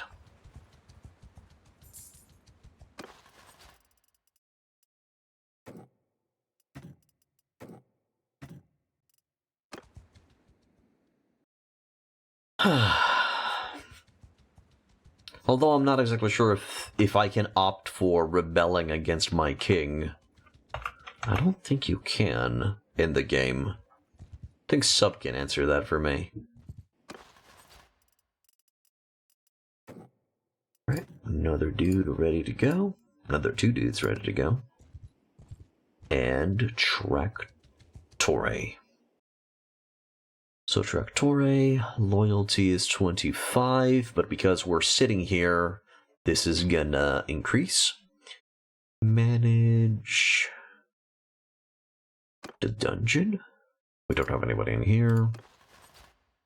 The garrison. Imperial recruit, archer, crossbowman, sergeant, Bucellari, trained, paladin. Okay. Let's slap those looters in here for now. Definitely would need a lot of archers up in here. Manage the castle. We're gonna set up Nathan as the governor. Do you personally enjoy difficult fighting, or do you get more joy from kicking veterans to death? My girlfriend doesn't understand why people like me want to play difficult games, as if we don't have any earned roll of difficulties, but just like it fair and balanced when you get rewards proportionate to the effort you make. So, overcoming insurmountable odds are incredibly satisfying, that's true, but at which point does it simply become unfair? You know? At which point does the difficulty is so high that it's unrealistic, I guess. You know, you won, but everything is burning around you, everybody is dead, and there's nobody that you can enjoy the victory with. You see my point? So I am all for difficulty. I'm playing this game on max difficulty as we speak. But where do we draw the line, you know? I mean, if you want difficulty and you enjoy difficult fights, just put all of the stats on max for everyone. And let the chaos ensue. Alright, so Nathan can provide a decent amount of stuff. Daily militia recruitment, garrison wages, garrison limit, build speed to military projects, daily loyalty to the governed settlement, yeah. Put Nathan in here. Good stuff. Loyalty is going to go up, food is going to go up, militia garrisoned, and we'll probably need to take out a lot of stuff from here. Let's invest 10k. And how did you remove stuff? 1? Ah, there it is. Good. There. Good. Now, everything is on festivals and games. That's going to be increasing the settlement loyalty by quite a bit. Train militia will increase the settlement militia. Increase settlement prosperity. And then increase village hearth. And the hearts of the villages are decent. And growing. Good. What type of buildings do we got? We got Siege Workshop level 3. Or is that... No, it's already at max. Nice. Fairgrounds are going to be giving us extra settlement bonus. Wage reduction's good. Food reserves. That granary is about to be built, so we're going to put that on 1. Bonus to garrison. Bonus to garrison capacity. So better fortifications and higher walls. Increase the maximum garrison limit since it provides more space. Militia grounds is going to be giving us more militia. Oh, an experience bonus to garrison troops. That would be cool too. Wow, everything is so good. Bonus to wall repair speed and 100% bonus to siege engine production speed. Yeah. Well, we could just take. We could just look at construction costs everywhere. For now, there's going to be 34 days for the completion of the granary. Prosperity is eating food. Insect production plus 10. Thractorae and Gamerdan. So the villages are producing most of the food here. Got it. For now, go for the granary. Yeah, same. I don't want to force players, including myself, to try hard impossible fights. But if you're a farmer-level troop attacking caravan guards alone by choice, you should expect a very difficult fight from the roleplay and common sense perspective. 100% agree. Yes. If I see a person with non-military training taking on an enemy soldier, I expect the enemy soldier to win. Because of said military training. So I agree with you. As I said, be careful with the balance. Be careful where you draw the line. That's all. It's fine. Okay, let's wait here for some time. Courier bearing a peace offer from Britannia has arrived at our court. The Britannians will pay 5k tribute. Hell to the yes. I'm even going to invest 60 influence in this. This is going to be giving us a lot of charm. Good. That was a good war.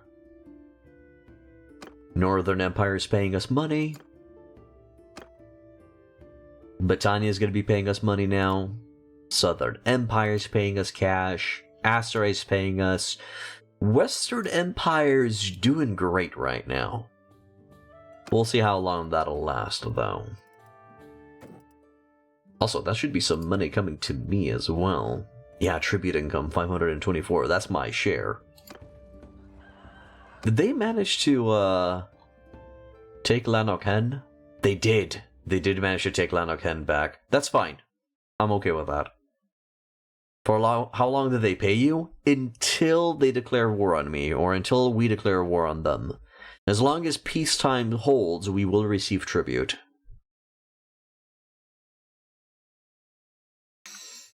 Yeah.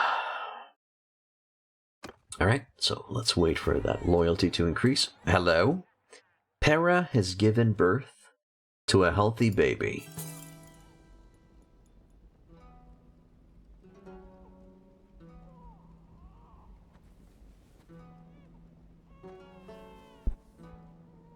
Alright. One more child from Nathan and Para, and then we're going to send Para to be a caravan leader.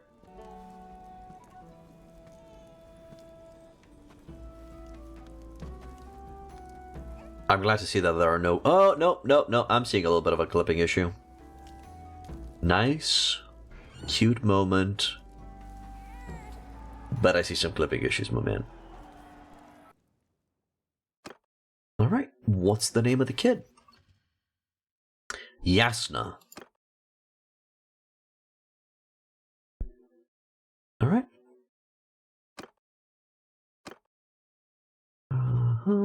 Para's in our party for now. Let's wait here for some time. I'd like to see that loyalty going further up. And some extra soldiers joining the fold.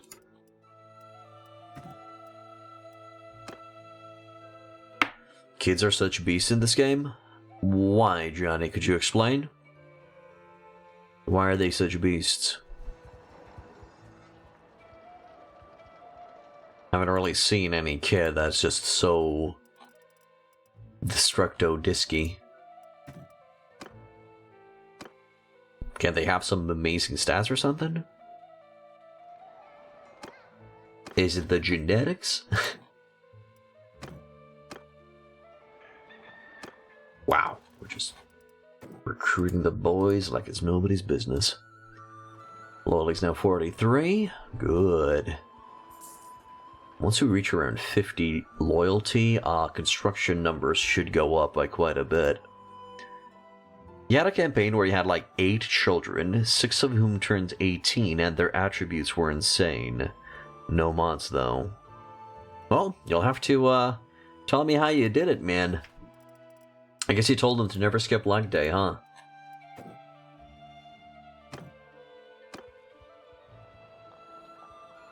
Yeah, just gotta wait for spring, and then I can start marriage negotiations again.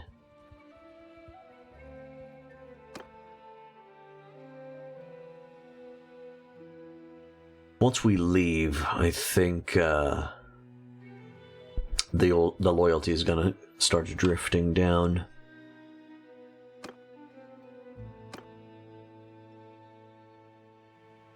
Well, grannies are gonna be done in 14 days. Yeah, look at that construction number. Went from 13 to 27 just because of the loyalty. And apparently from the boost from the reserves. Fair point. Have you considered Faya from Western Empire? Let me see if I considered Faya from Western Empire.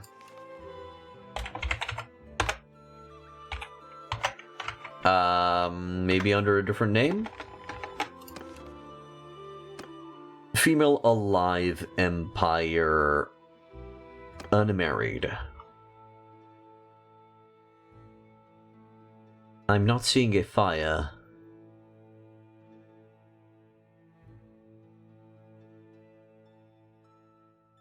Oh, right, yeah, you're right, my bad. Thea of the Onychos?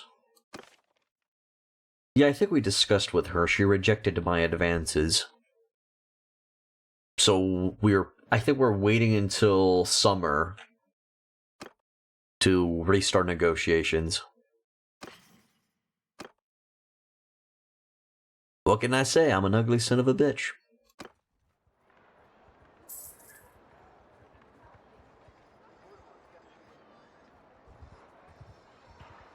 There. All 3 of those. And now we're sitting on 136. Okay, how many Palatine archers do we got? Palatine guards 43. I guess I could put those Imperial Sergeant crossbowmen in the garrison. And a few Palatine guards, and go get more. You're going away too, Johnny, because I'm ugly? I understand, man. I understand. Good luck with your mods, though. Have a good one, man.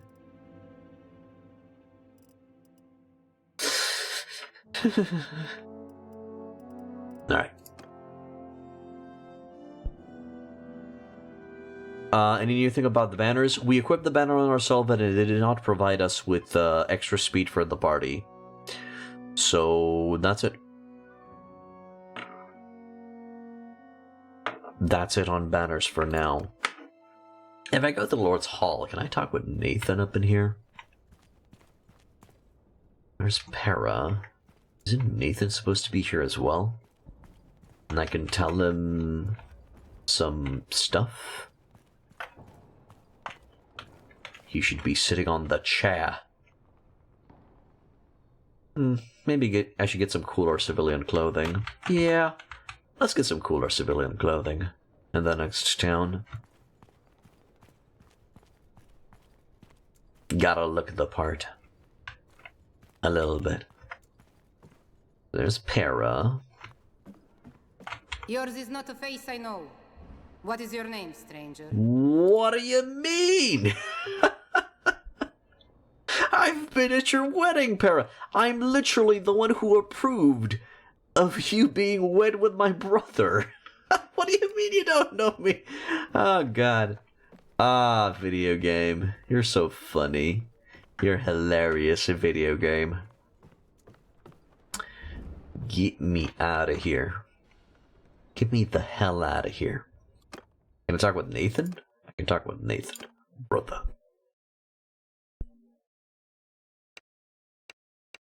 I want to join my party, provide blah blah blah. Okay. The barter rejected, I must leave. There. Yeah, I know, it's just so sad.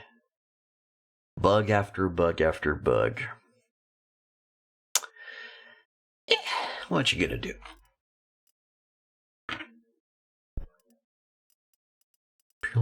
To be honest, if I get the training grounds going, I think I can just feed this place recruits, and it should be spitting out archers, in theory. Or maybe I could just level them up to Imperial Archers, so tier 2, and then put them in, because it doesn't matter if they become Palatine Guard or Imperial Sergeant Crossbowmen. I just kind of wish they don't become Imperial Bucellari with their level ups. But yeah, just filling the place with archers should make it go super mega awesome in auto-resolve. Granary's going to be done in 14 days. Let's wait here for a little bit more time. Currently making cash.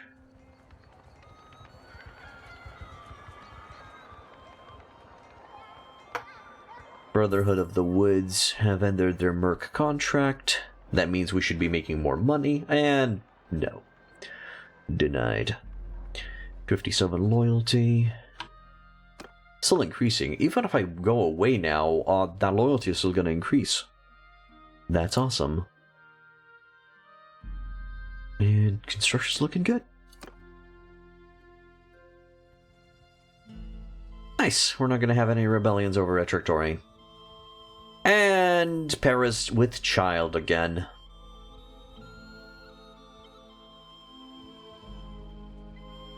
Okay. Good. Plan is successful.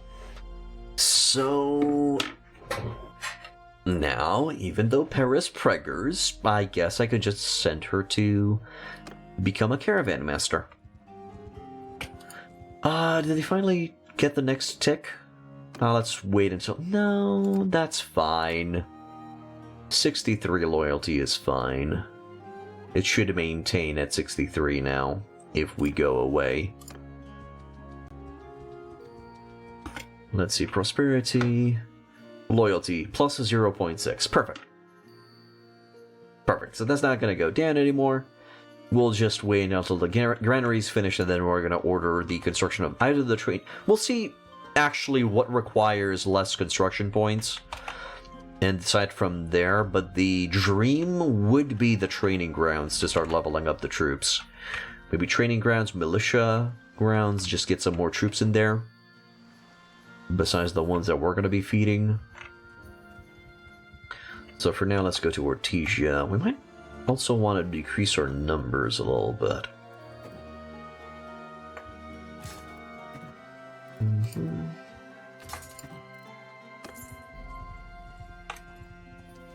Let's see.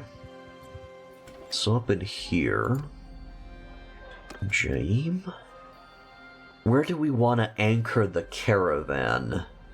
In Ortesia? Actually we can anchor the caravan at Legetta. That's our city. Well, at least we're prepping that city to be our city. Sorry about that. So maybe we should anchor her at Legetta. What does anchoring a caravan mean? Practically, where you start the caravan matters. They will always look to sell and buy for the city that you've created at. So if I create it at Legetta, they will move out from Legetta and come back to Legetta. That's the idea. So that should be fun.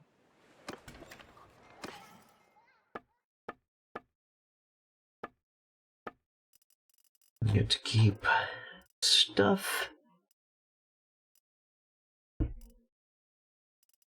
I guess I could grab some extra hardwood. Food looks fine for now. Let's travel to Lagetta. Yeah. Does Lagetta bear Gyarios' flag? Clan Dionikos? No.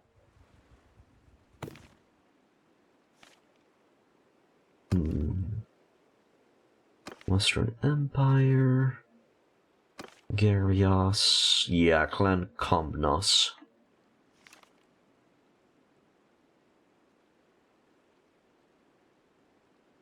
And Clan Komnos is holding Jalmaris, Zionica, Anticonia, and Onica.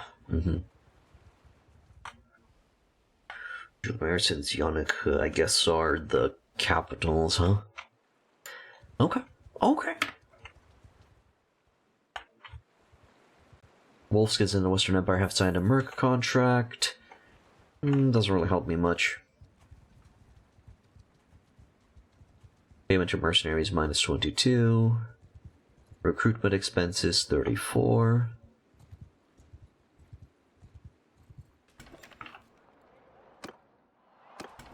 We'll join the tournament. Saloon the Swift. Kuzite culture. No thanks.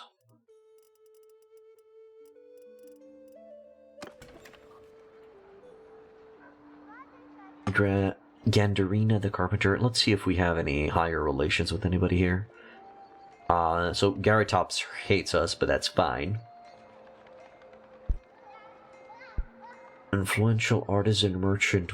I think we need to talk with one of the merchants. Let's talk with the Gatarina. It's been a while. Hi, sure. I wish to form a caravan, form better troop caravan, 22k, and put in Para for the job. Good. Now, Para is gonna go out there and, knock it out of the park, right? 33 trade, 18 scouting. She'll learn, I guess. Hopefully she'll be fine. Let's go to the arena, join the tournament, and try to fight for the standard of discipline. Decrease morale shock by 30%. Look at that! That's a weapon tier 6. Yeah, let's see if we can win it first.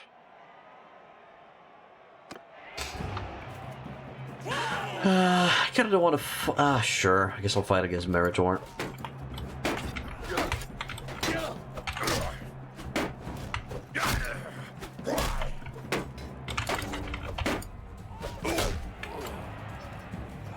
Damn, boy.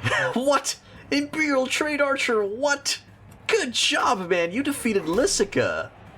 Which, I'm not exactly sure what stats she had, but you defeated her. That's awesome. Saloon Ethria, we don't care about that round.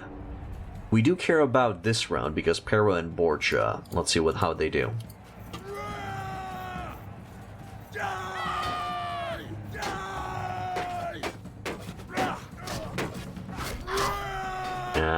Come on. Come on, Perry. You can do it.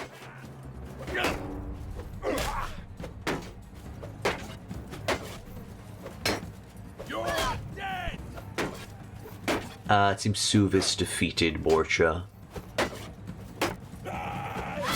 That's a bit sad. Come on, Para, hold that shield up. Jesus Christ, man. Oh, sub.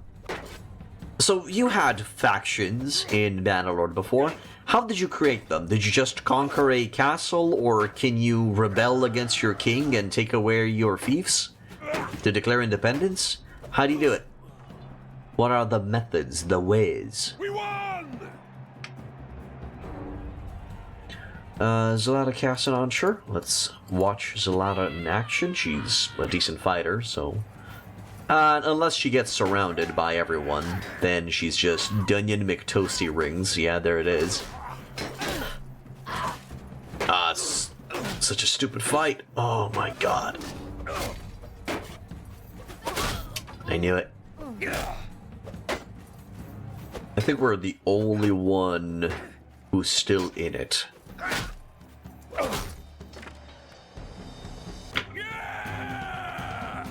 You have to make a clan member a lord. Boom, so begins your faction. I'm sorry, clan member a lord? So practically, I create a clan? Don't I need to have a fief? Or something?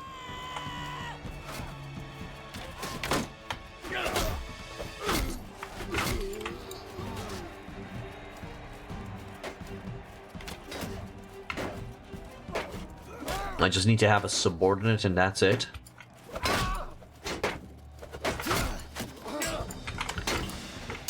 Good job.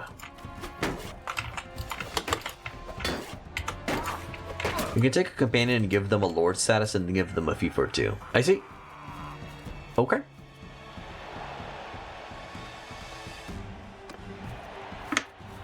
Have you ever had problems with relations with vassals? Or you just bribe them with a stupid amount of influence? Ah, we're dead.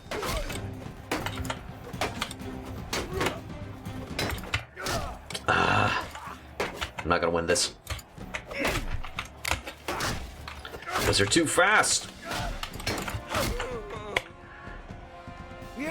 Their athletics are higher than mine, so I can't keep them on one side, thus I die and I lose, and that's how we end up with 2 crossbowmen in the finals. Let's leave. Right. Alright. There's Para. She has 6 speed. Maze, do you happen to remember what's the speed of your caravan? 6.3 to be exact. It's funny because when you're king only, 1 or 2 of your lords will agree with your decisions. All the others need to be bribed or lose relations. I see. Defender 643. That's going to be a heavy. That's going to be quite the fight to take.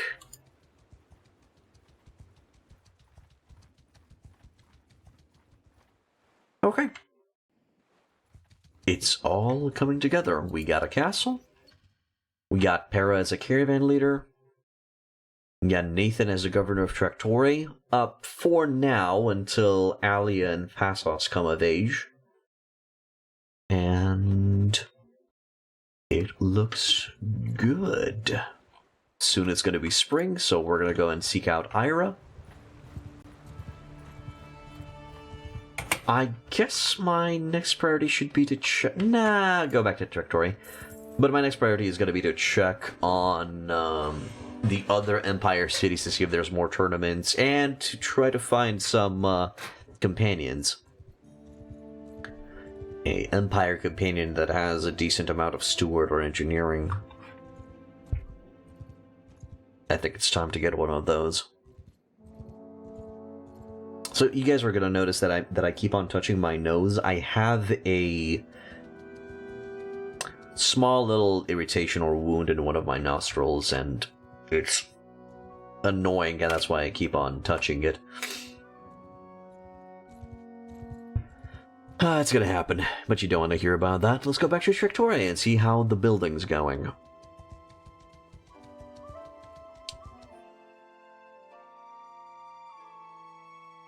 Hello there, Nathan. What's you doing?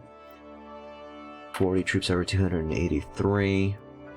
I don't know, with a good 200 archers here, we should be able to hold this place. No problems, no worries. It's gonna cost me an arm and a leg, too.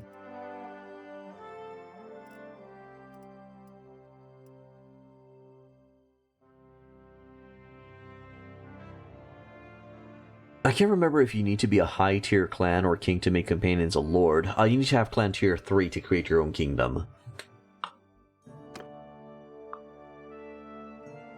And that I know.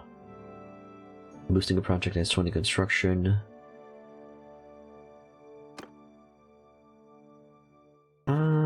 Ah, no. Let it come down.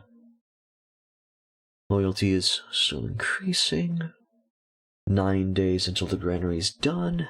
Taking its sweet time, it seems. What do we do afterwards? 1,000, 1,750, 500, 500. It's going to be one of the tier 1s. Probably going to go for the training fields. Or for the workshop.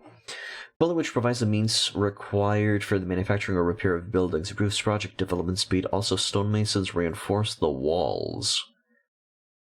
So a higher HP on the walls against siege equipment. We'll see.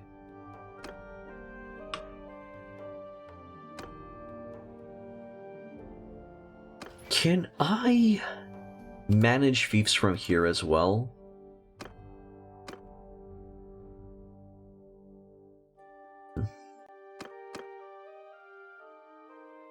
Maybe from the kingdom location? Fiefs? Thractorae? No, we don't want to give it away.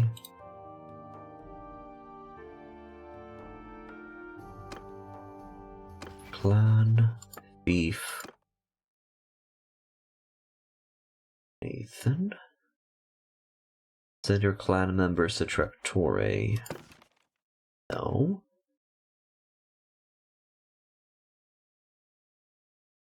Taxes, garrison wages.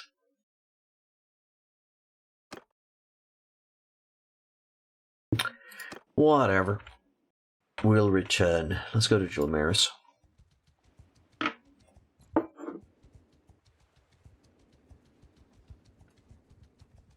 Soon, spring will be upon us.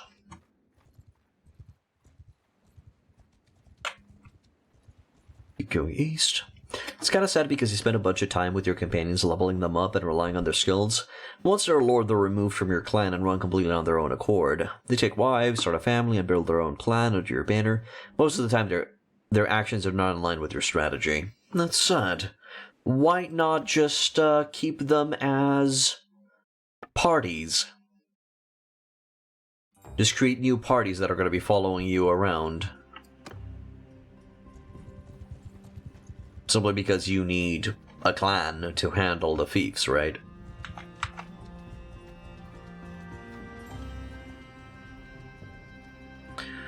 Justian. We'll travel to Gilmaris directly.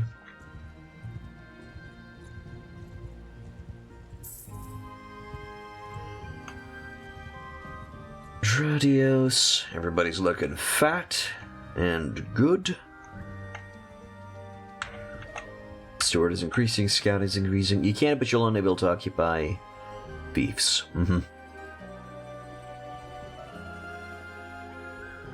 Overpriced raw materials, special weapon order. Okay. Let's join the tournament. Yeah, let's fight Zalata win. Let's fight Zalata. Let's watch Zalata win, hopefully. Unless Ethria is the god in combat.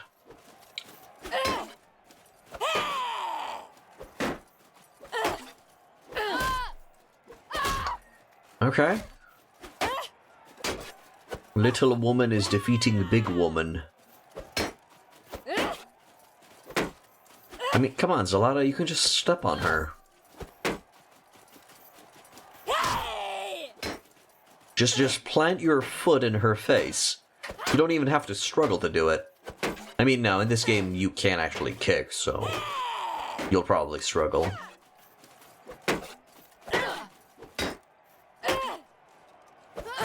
Oh, nice one! Just slap the daylights out of her. Alright, me against Borchia. An unfortunate turn of events. Die,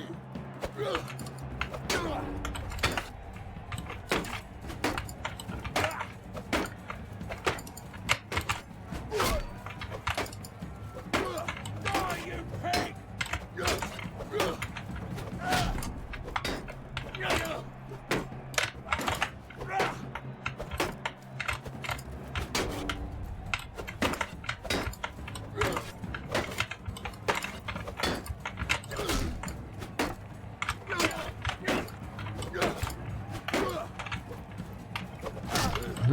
My swing is decent.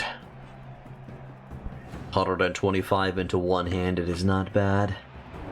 Don't care about the rest of the rounds. Alright. Let's see if Zelada can win. I'm starting to think this may be the playthrough you make it to the end game. I really hope so. I'm kind of surprised that Tales World brought out 1.2.9 directly without a beta patch. But, to be honest, 1.2.9 is a little bit on the insignificant side. It's just a few bug fixes and crashes. Not yet. That's the next thing we're going to be working on.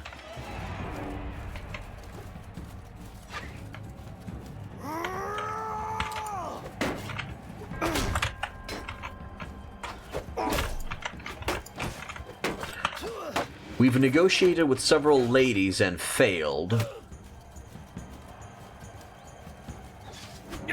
Nah, the last patch, 1.2.8, practically brought a weather system to the game. That's significant.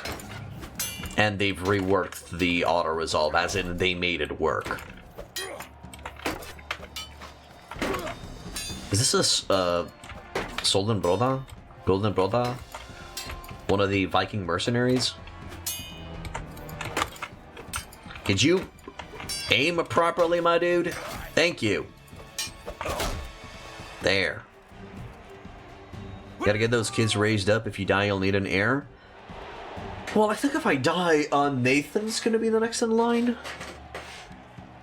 If I don't have any kids of my own, it's probably gonna be Nathan or my younger brothers. Weather system's completely irrelevant? It is, but it's something.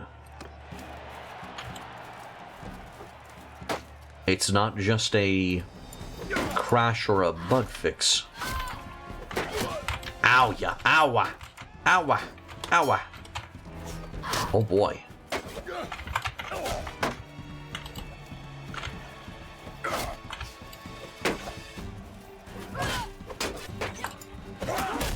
There we go. I'll defend thee. Good.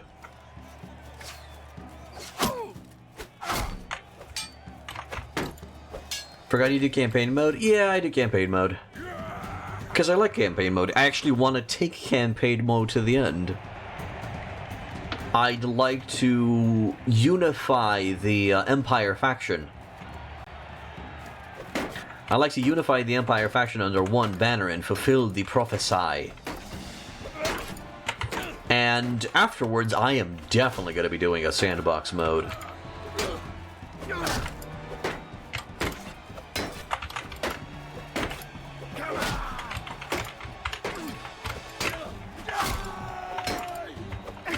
Got him. Okay, Arachnator. What's the point? I'm actually curious to see what they have cooked up for 1.3.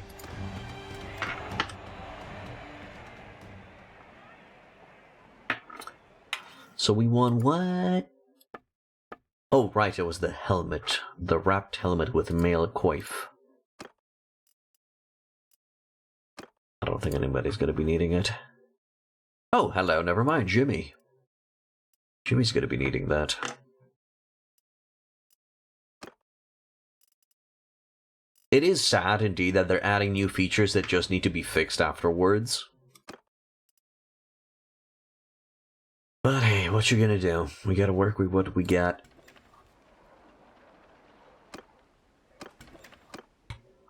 So there's no point in just beating a dead horse all over again. We all know the situation. Let's just move on. Hey, 19 looters. I haven't sunk my teeth into anything in quite a while. No. Hell no. There we go. 15 looters? Why? I wonder if garrisoned troops take into consideration veterans' respect or whatever. The one where you level up looters.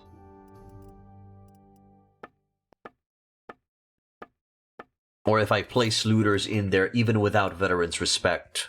Let me just verify the name. Yeah, it's actually veterans' respect. Even without a veterans' respect, they're going to level up from looters to Empire infantry. It'd be nice if they leveled up to Empire infantry. Vote for declaring war on Northern Empire. Could we not? Could we not? Please. Nope, leadership. I literally had a look at it. Well, I want to be on the side of the majority. So we'll say yes for now. Relation with Palados, LA cheese, it's Eli cheese.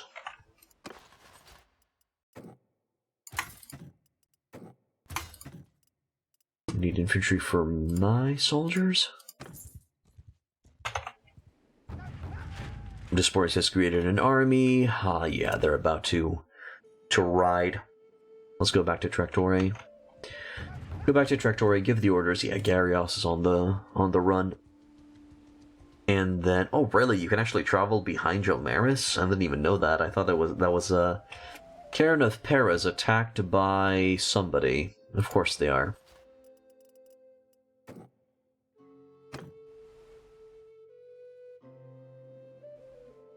Hopefully she can win. I don't think she can win.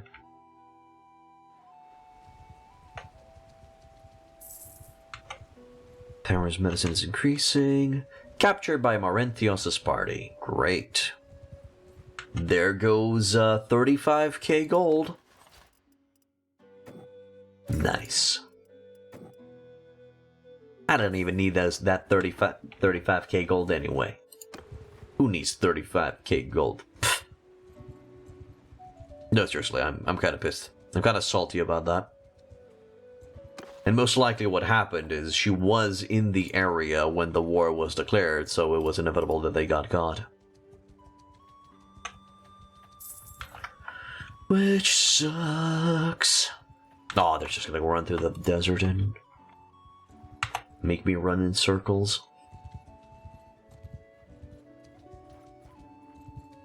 Let's ride to Thractorae. The good thing is, well, this might be a bad thing. We don't really have the garrison numbers, so they might come over. 307 defenders, that's not bad. No, that's taking us into consideration as well, right? Yeah. 168 defenders is kind of bad. There's a chance that the AI is just going to make they're just going to make a beeline towards Thractorae Castle. Not caring about what's in between. We should be here to defend it. If they do plan on coming over. Just put those looters in there for now. Check the construction. Granary is going to be done in 2 days. +1 experience bonus to garrison troops. Is that for each and every one of them +1 experience bonus? So if I have 100 recruits, it's going to be providing 100 experience to 1 recruit. That should be the way it works.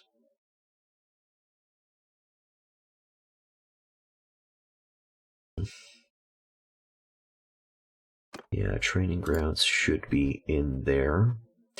Afterwards, granary. Actually, no. Should be... That's fine. Put in 10k in there and go. Wait. Before I go, grab those 4 looters. Put them in here. What's the nearest northern Epicrote? Epicrote, Mekalovia. Okay. Let's ride towards Legetta for now, and see if there's going to be any approaching armies from the northeast. Out of curiosity, why aren't you building your army out of pure Empire? I'm going to be leveling up looters into Empire. So out of the bandits, the looters are the ones who become Empire soldiers. That's the exception to the Empire roster. Do looters in the garrison automatically rank up? Sadly, we can't figure that out yet, because I don't have a training grounds yet. It's in the queue to be built.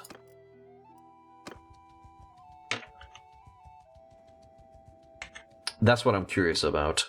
We'll see if we're going to have a training grounds in the castle to level up before I get Veterans Respect, but I think we're going to be getting that sooner than we have the training grounds.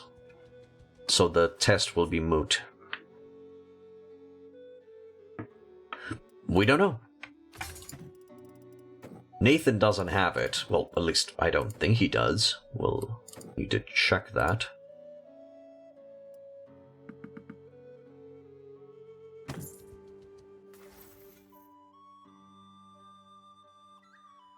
If you start with a level 1 Empire, you skip a level stage and better morale. I don't get it. Sub, could you please rephrase that? What are you referring to? As in I can recruit rank tier 2 soldiers directly?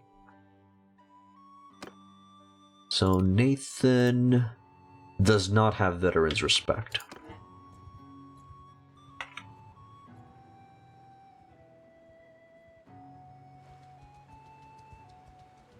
I don't think we can see enemy armies as of yet.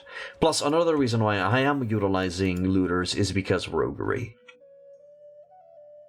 That's like +1 extra troop from village notables when successfully forced for volunteers. 20% faster recovery from raids for your villages. Not bad. 5% more loot from defeated villages and +1 security. Looters have to be upgraded to level 1 Empire. You can recruit level 1 from Empire fiefs. Incorrect. Looters, when leveled up, become tier 2 infantrymen. So they act exactly like Imperial recruits.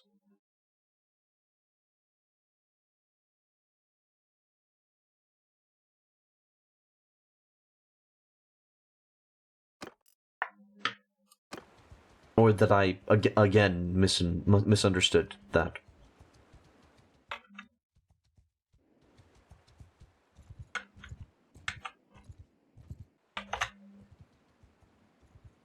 Not seeing any enemies yet.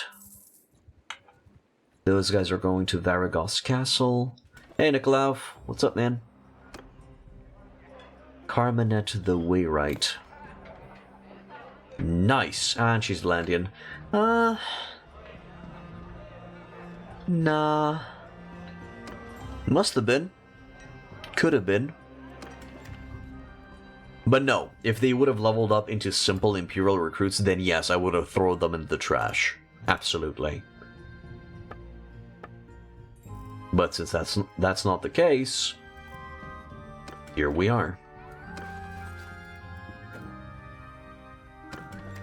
To be honest, they're still trash until I get that Veterans Respect.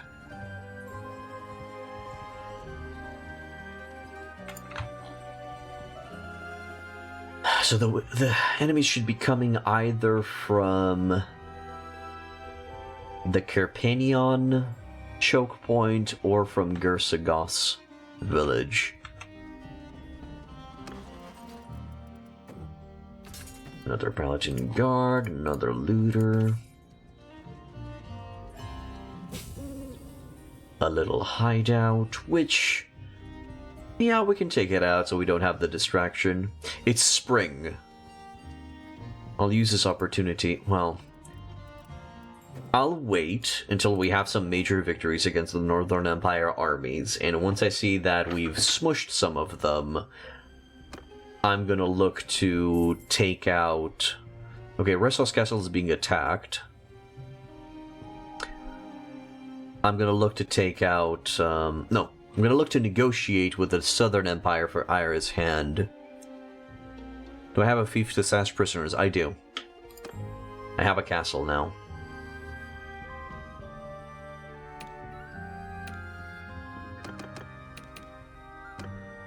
There. Everyone follow me. Everyone open fire. Let's go.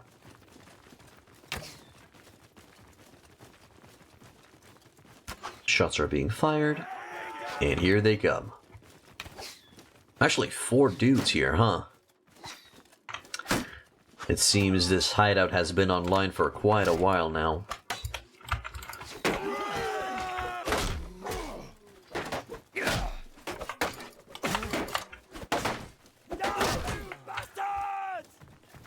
Gave him that good old-fashioned kidney strike. The good old-fashioned kidney stone shatterer. So we're good there. Let's keep pushing. I know that there's a few perks that allow you to have unescapable prisoners. I just don't know the perks for that. Nor if I've skipped on them. Kidney blow? Nah, that was a kidney stone shatterer right there. Because I'm not hitting them with my boxing gloves, I'm hitting them with my cavalry mace. Ah, they're feeling that. Their dentist is going to be feeling that too.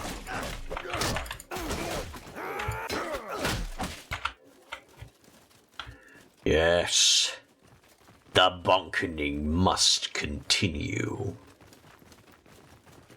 Assuming they have kidney stones? Well, we can never find out, because the moment I hit them, they shatter, so nobody can find any remnants afterwards. It's Schrodinger's kidney stone.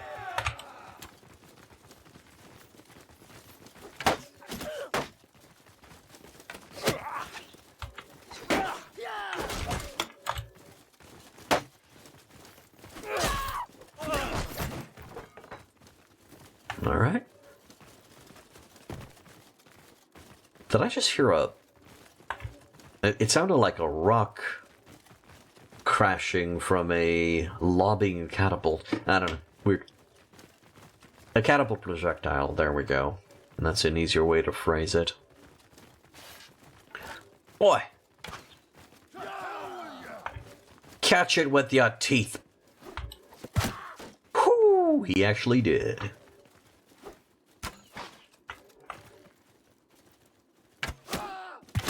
Got him. Make sure that my mace is being equipped. There's gonna be at least one more down here. Yeah.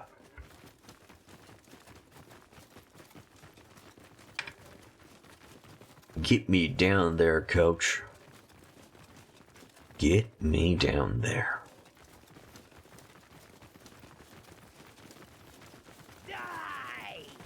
Dyar har har.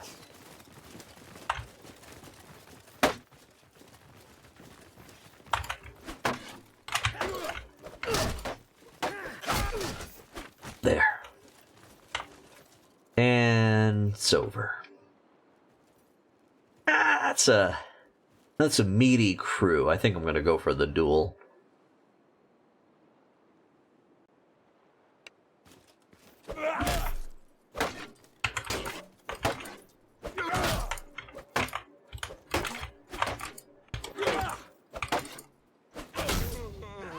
Smacked. Yes. Night battles are really effing hard to see on Twitch. Yeah. And to my understanding, they're even harder to see on YouTube as well. It do be sucky like that. What do we got here? The legendary. Nah. Nah. Nah. I'll take the beer and the grapes. There we go. Relation with Lonalion has increased. And we also leveled up, right? Nice. Okay, so I have level 20. I have a new attribute point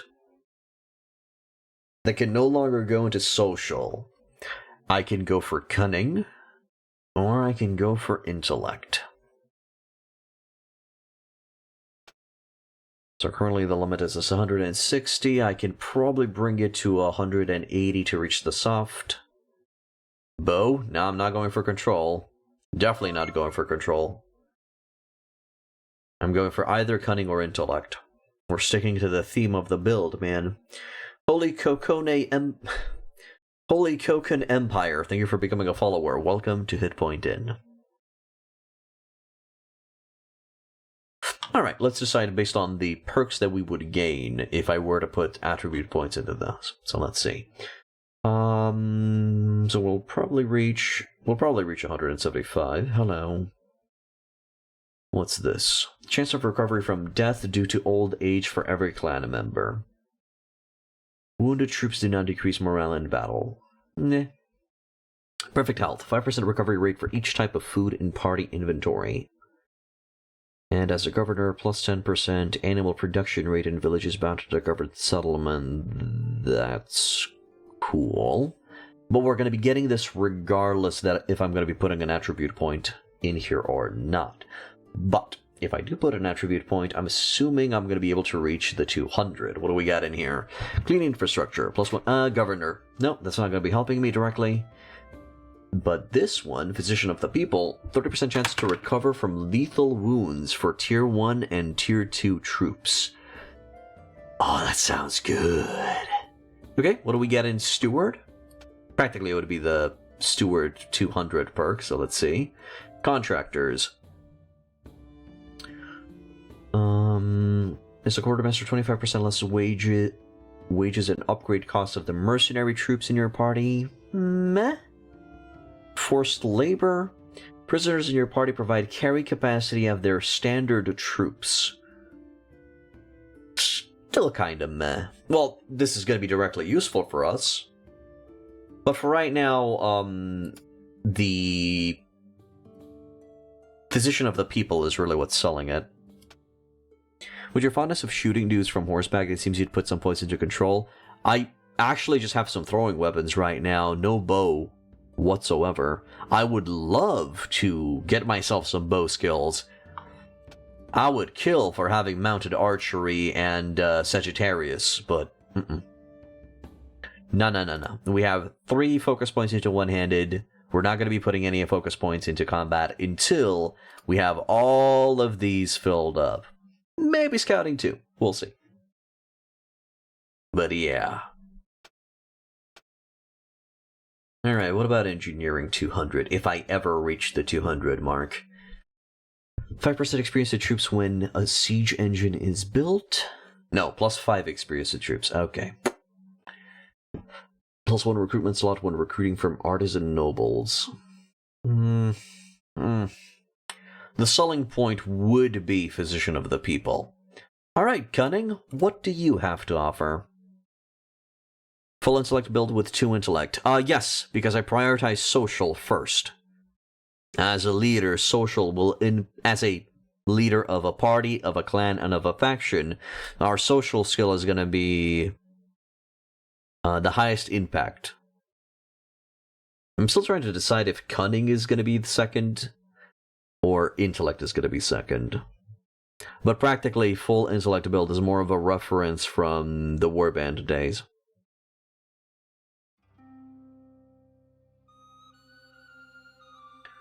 So, with Cunning 3 and maximum focus points, I think we can reach the 200 perk. Let's see what we would get at 225 if we can reach it.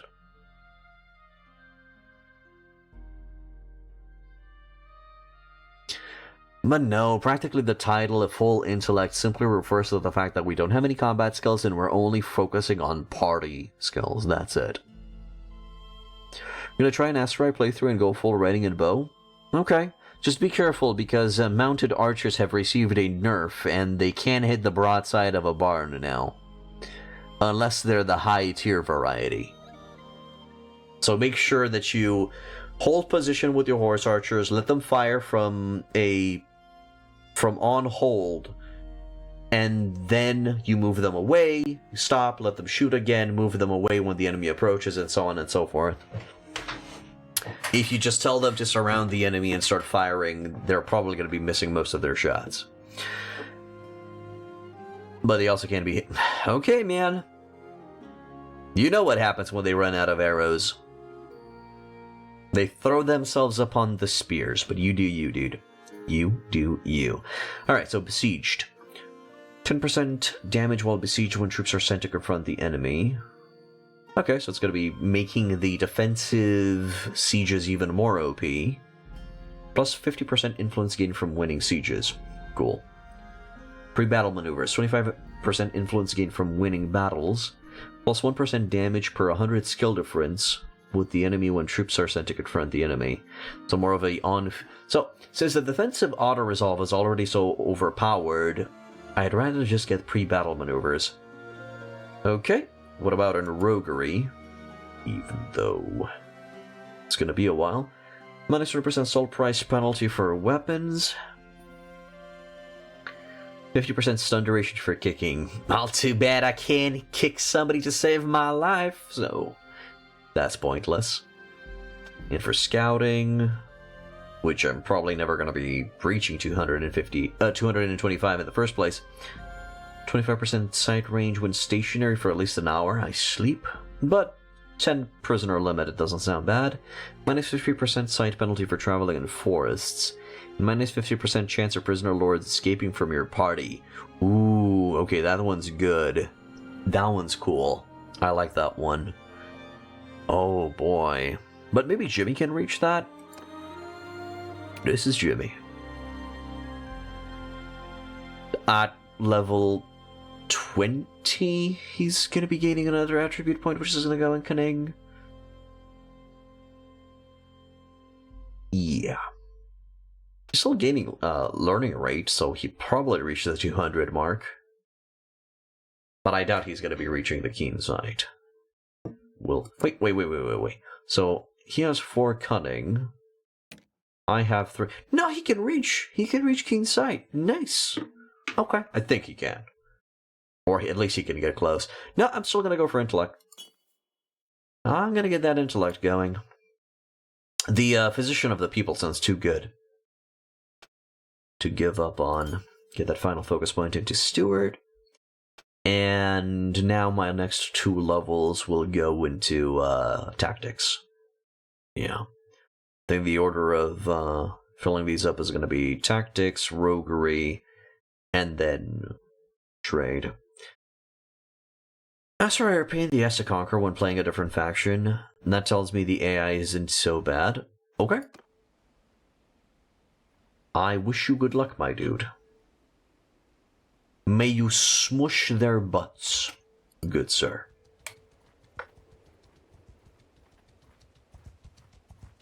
Let's do this, carry boy. Clap their cheeks, dude. It is the way.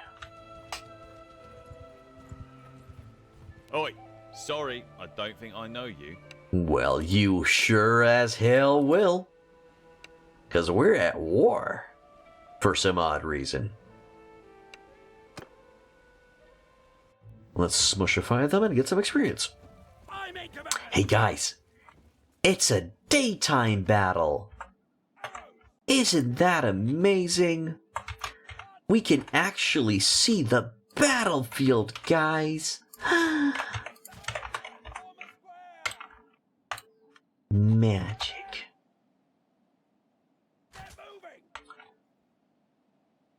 Okay, and boopy. Enemies are beautiful food. Oh no! Everyone hold your goddamn fire. Don't waste those shots. Clearly, we are too far away to actually hit anything. Jesus. Warrior, line up. Everyone have Alright, everyone follow me.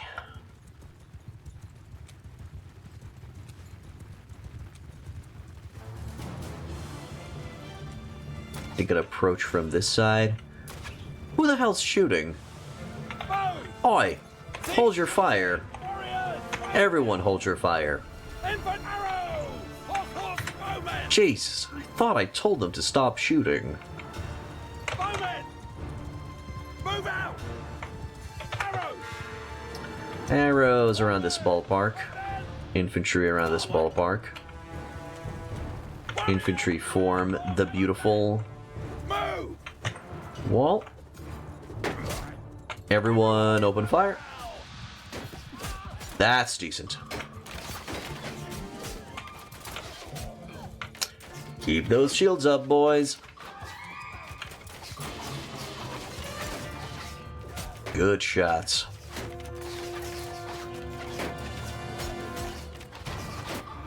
Our boys are still getting stabbed, though.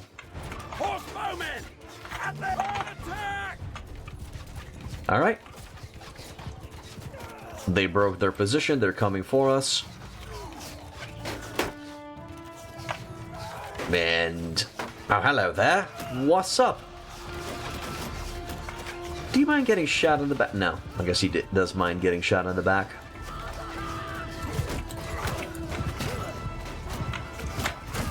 Ah. My swing speed is too slow. Infantry charge. Clean them up. This is enough.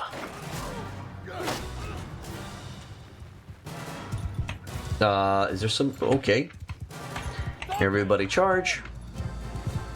2 cavalrymen still standing, fighting against a elite cataphract, if I remember correctly.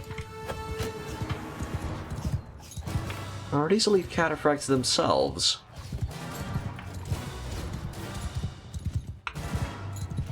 One's down.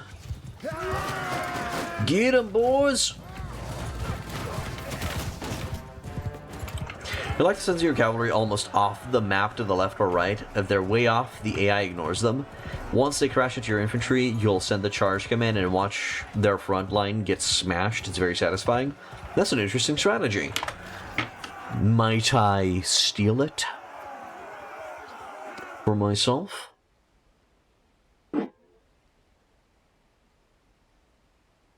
Hello, Carrie. What's up? You're free to go, man.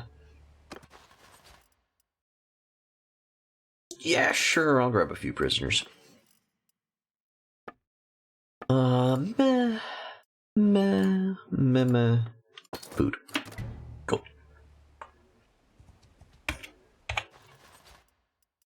Alright. Level up everyone. Want to make sure that they don't become crossbowmen. There. Grab that one looter. Sell the rest. What's the nearest friendly? Rote? Let's go to Rote. And then we'll try to approach Ressos. See if we can help over there. Also, there's a chance that Ressos is going to fall before we reach. But yeah, taking Ressos was a good strategic move for them because Ressos is cutting their in theory, from a strategic, real-life strategic perspective, Ressos is cutting their supply line between Epicrote and the rest of the Northern Empire. So it makes sense to try to take it. I'll try to go there and hold it, but we'll see. Tavern District, just ransom all of the prisoners.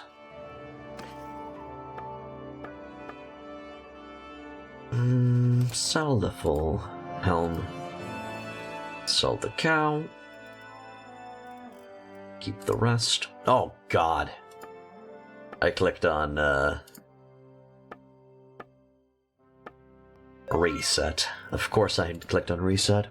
Muxedo0805. Thank you for becoming a follower. Welcome to Hitpoint Inn. Okay, let's try to Ressos and try to break through. We'll see if it's doable, if it's manageable. Ressos might fall the moment we reach there. Relation has increased by 2 with Kyrenios. Alright. Where is, she's a prisoner at Umbrella.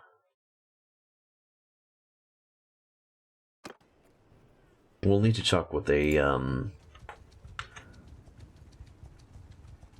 prisoner trader. See if we can buy her freedom. And 106 defenders. If I add... yeah, I think we can win. if I had my eye 134, break in to help, go ahead,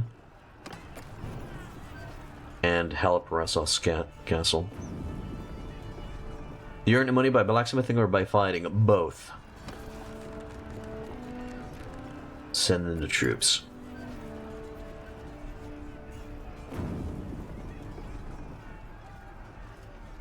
Looks good.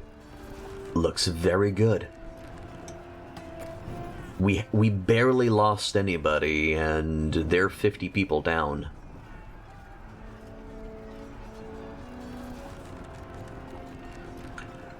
Oh, yeah. Yeah, we're gonna win. Blacksmithing at first, fighting by second? Mm-hmm. Well, I guess I have focused a little bit more on blacksmithing rather than fighting, because they really focus on many fighting skills.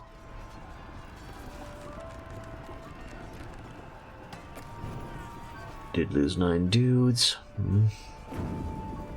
Some high-tier boys there. But in theory, we should be getting a lot of high-tier Empire prisoners from this fight. And yeah, we win.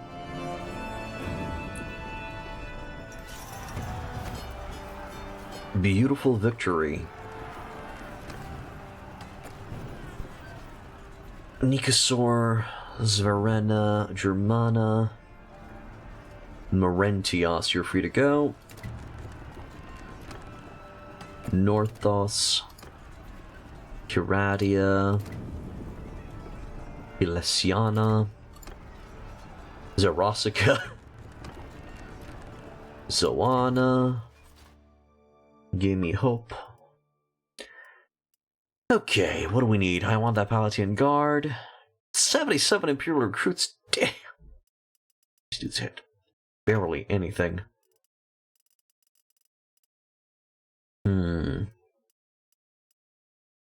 Quite a lot of Imperial infantrymen. Blacksmithing turns into a bug after a while? Are you referring about the high amount of money that you can make from selling two-handed weapons? Or what are you referring to? Could grab all of those Imperial infantrymen and just recruit to my heart's content.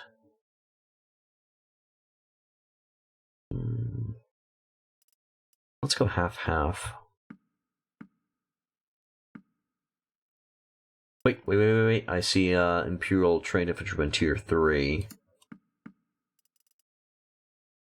Maybe I can find some Legionnaires as well. Yeah, 1 Imperial Legionnaire. Veteran Archer. Trained.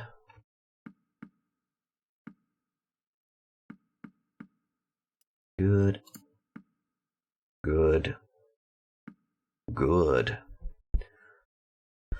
If you have a city as fief, you can use a prisoner bug to get endless money. You sell them and they will be back in prison, so you can take them out again to sell them again. Yeah, I know, mates. Also, that's exploiting a bug, so I won't do it.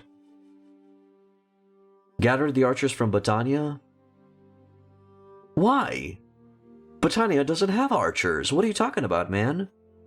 They have skirmishers.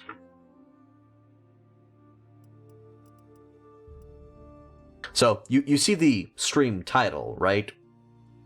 Empire campaign? That might give away the fact that we're only utilizing Empire soldiers.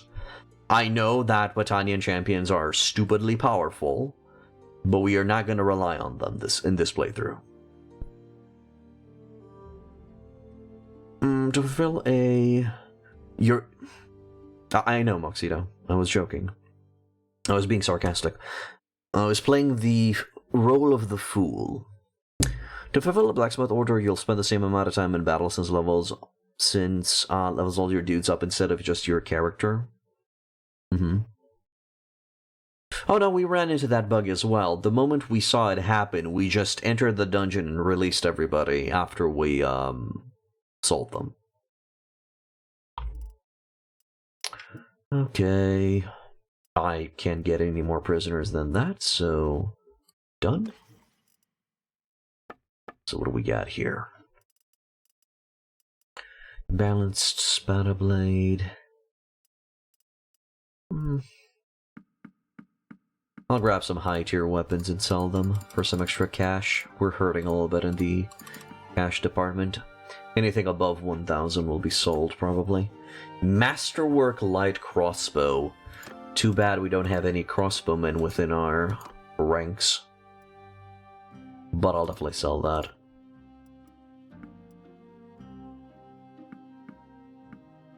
We'll sell anything above 1,000. When you sell prisoners, they're gone. They need to be in the dungeon of a town, I think. I'm not sure if it works if they're in the dungeon of a city. In the dungeon of a castle. Cavalry windmill shirt. A little bit of an upgrade. Oh, a clear upgrade for Jimmy. Let's go with that. Botania gets a 50% speed bonus when in the forest. I think Botania is the best civilization. Alright, have fun with them. Have fun steamrolling the map with Botania, my dude. All's good. As I said, we're still gonna go for a Empire-only playthrough this time around.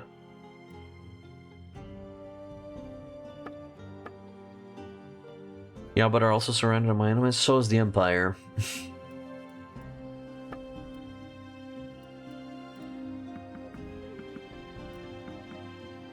Ooh, I think that's a few too many horsies. We'll see. Right, let's grab everything that's above 1k. There. Okay, Arachnator. Calm down. The Empire has a coast, not all sides are surrounded. Fair play. Well, it depends on which Empire faction you're talking about. I think Western Empire's surrounded. There's a little bit of a coast. Over at Ortesia. Nah, they do have a coast to the south. Okay.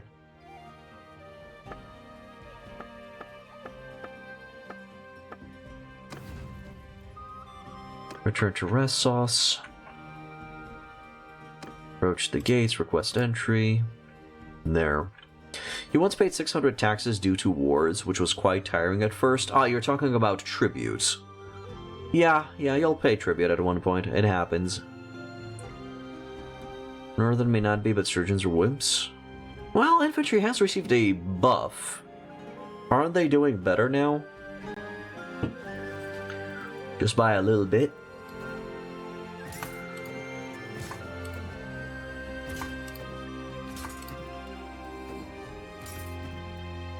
Or they're still wimpy even after the update. I wonder if it prioritizes the people on top. We'll see who gets to come over to our side.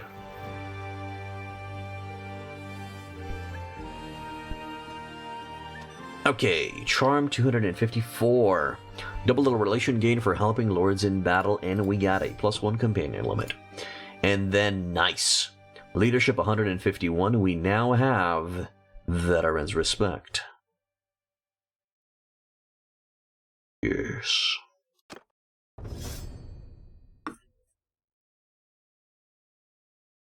If you want an easy game, Asteroid should definitely be chosen. Why, Muxedo?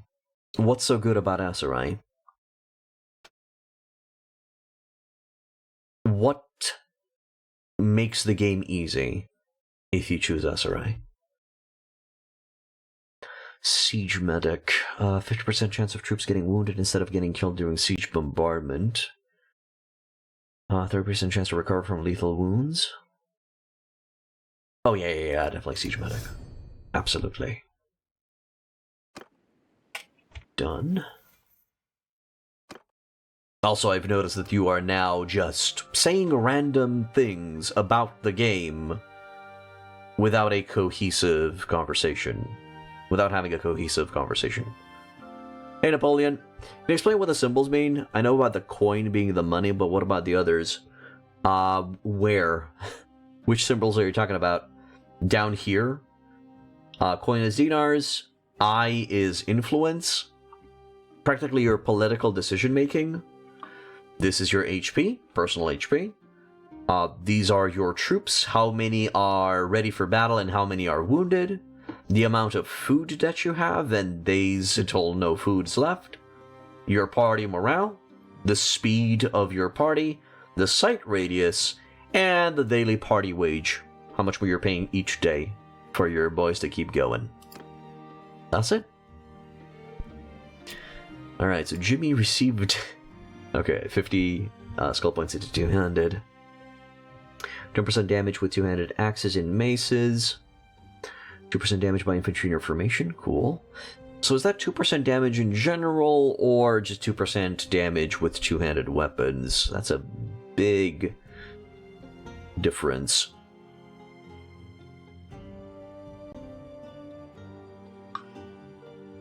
On the edge, 3% swing speed, and then 2% swing speed. Again, is it just for two-handed weapons or for all weapons, 2% swing speed? It would be nice to see. Is it normal to have so much food? 900 seems like a bit too much. It's normal if you're looting the food from enemy armies and enemy parties. So currently we're on this much food because we just won a major battle. We'll probably sell most of it back at the next town we visit. I'll take Headbasher. Just in case that 2% damage, which I'm 90% sure it is only going to apply for two-handed weapons, if that 2% damage does apply on bows as well, which, again, 90% that it doesn't, but it's fine. It's okay. Any level ups? Nope. We're going to wait here until everybody heals up. Correct, Napoleon. Being a deputy is tough. I don't know what a deputy is. Again, your random statements continue, Moxito.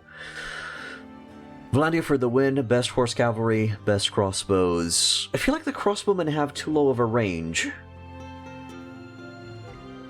to be effective. I don't know. Maybe that's just me. We'll wait here until everybody heals up.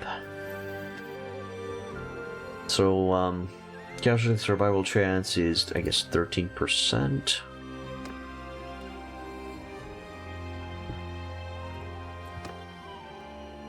I think it is, yeah. I think melee cavalry is not really in a good spot. Although, cavalry versus cavalry is quite powerful. And, you know, if they have a clear, hammer and anvil tactic, then they're also pretty powerful. 4 looters ready to become Imperial infantrymen. I'm proud of you, boys. I'm proud of you. Talking about civil wars, do you think it's possible to see a second civil war in the United States? Things seem to be getting very polarized in politics, looking to get worse in times to come. No idea.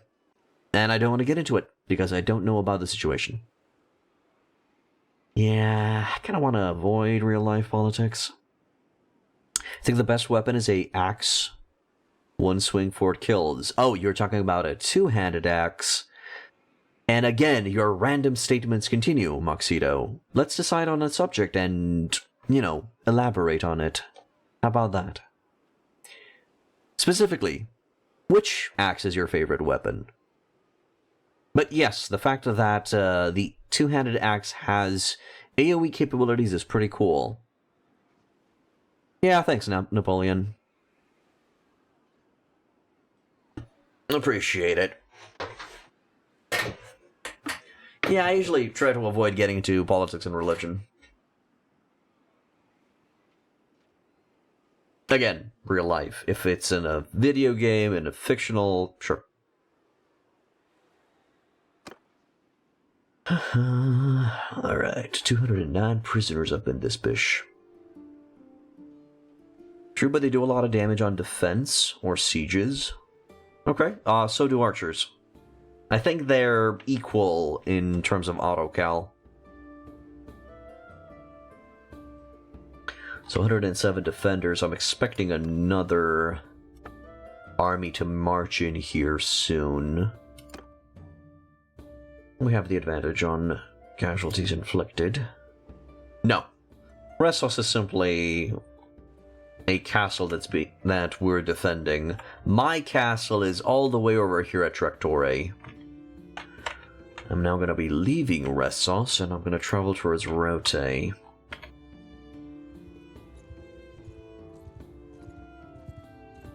little bit slow. Like to attack that caravan. Oh, hello. Vote for Varagos. Serratus Achios. I guess I'll vote for Serratus. Good.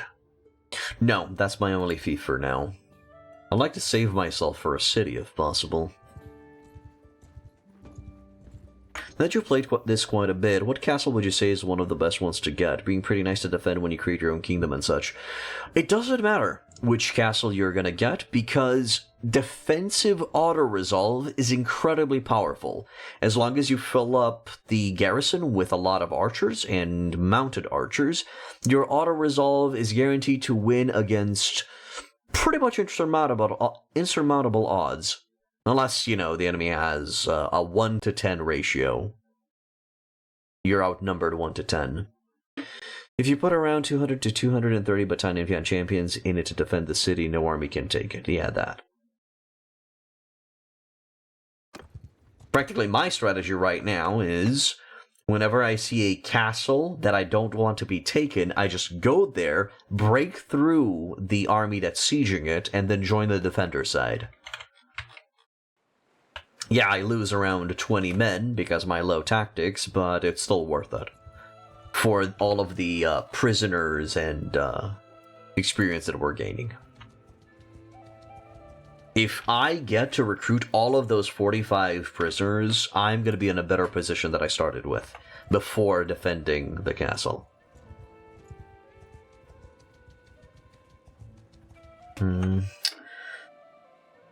Overburdened, prisoners are hurting us. Still no herd problem, which is nice.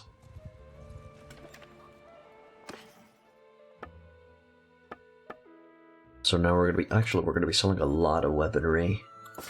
Anything that's not locked will be sold now. Gonna be getting some big bucks now.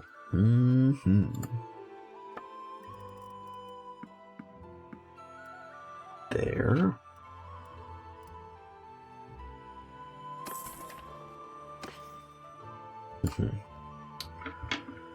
What about on Warband? Do you remember some pretty good castles to take? Talking about vanilla.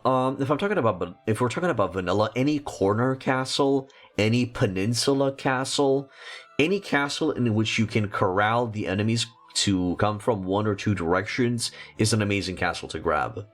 Easily defendable, you know where the enemies are coming from. You can set up choke points. You can be there to defend it properly. You know, you won't have any surprises, so that's it. That's really it. In the end, it doesn't really matter on the layout of said castle. I mean, sure, there are some castles that will give you a clear advantage, but they didn't give you such an advantage that they left a mark on my brain, you know? They made me go, oh, blah blah castle was the shit. You know, that didn't make me do that. Imagine trying to overhaul the entire siege system just for people to just auto-resolve through it. Yeah, it's sad. Do not take the city of Bro Legetta as a fief. I was constantly creating caravans to prevent rebellion. It's a very bad city. Oh no, I'm definitely going to be taking Legetta. Oh yeah, if I can get Legetta as my first city, I will definitely 100% take Legetta. We've been preparing Legetta to be our capital. We have workshops there, we're starting caravans over there, and we have governors of empire culture. Plus, I have Parade, so I'll be okay with loyalty. It's a very good city for my plans, Muxito. But, yeah, you're probably talking from a Battanian perspective, so, yeah, it's a bad city for a Battanian cultured person. Sure. But I'm wondering if you only focus...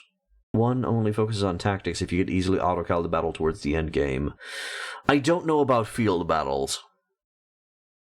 I can't really comment on that side. Normally join a kingdom, get so much close by towns and castles, you can then...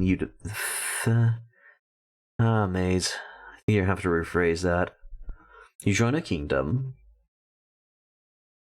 You build up your fiefs, wait till more than one other kingdom declares war, then you leave with all fiefs. How do you leave with all your fiefs, Maze? Or are you talking about warband?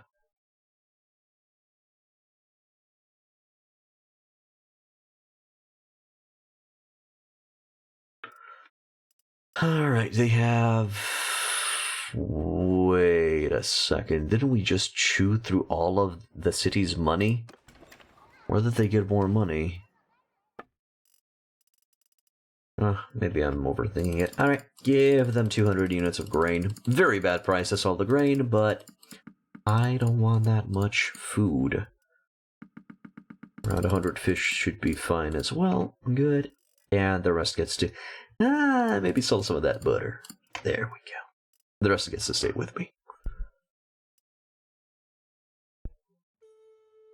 Don't you need to have the Dragon Banner quest to finish to do that in Campaign Rev? I don't know. Probably. As soon as we have some peacetime, I am going to go to Kuzai to talk with some people. You miss Harlaus? You could literally have a kid and name him Harlaus in the game. And then voila, you have Harlaus.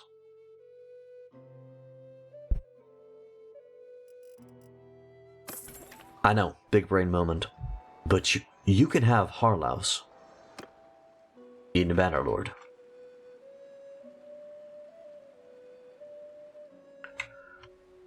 Okay. Do I go to Legetta?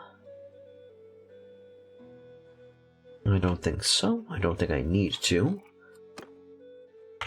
Disporius and Garius are near Ressos? Wait, where are they going? They're traveling to Diathma? If they were to take Diathma and give it to me, how would that work?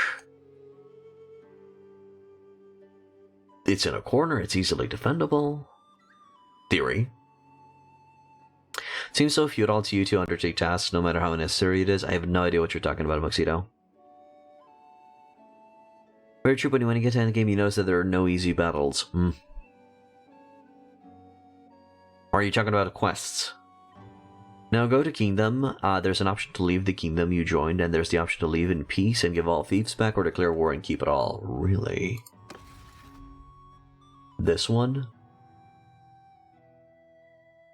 I don't want to click on it right now until we're ready. You can do feasts? I don't know if you can. I don't think you can do feasts yet. Nor can you organize tournaments, which is sad. Okay, let's go talk with Ira.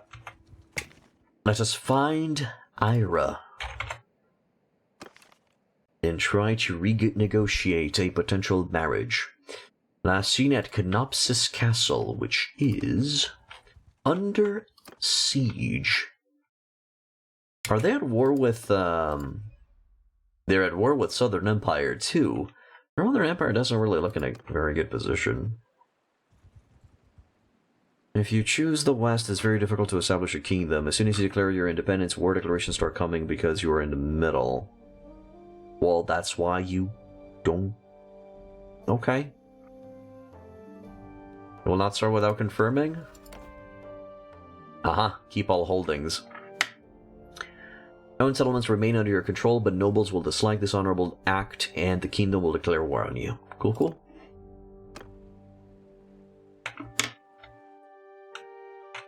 Thanks, Maze. Okay, so let's go to Canopsis. We'll try to stick around. Probably Ira's in the army that's sieging it.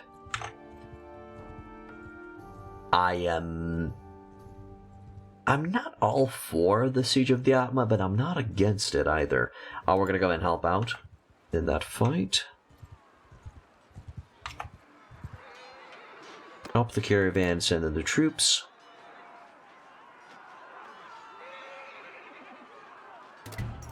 Good.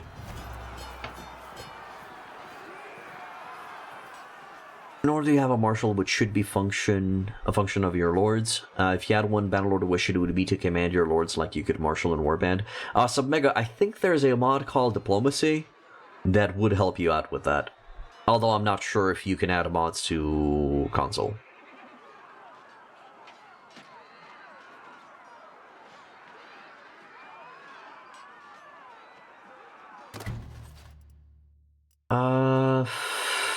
I'm actually not going to grab any of those prisoners. I know. It is a conscious decision.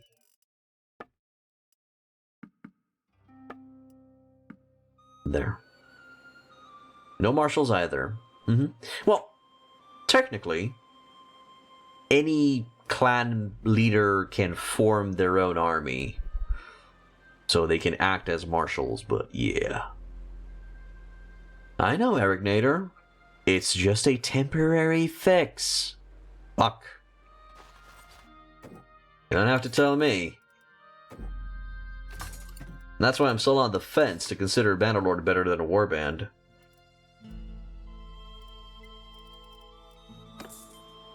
Yeah, it is sad that you have to mod the game to add missing features that were present in Warband. It sucks, but here we are.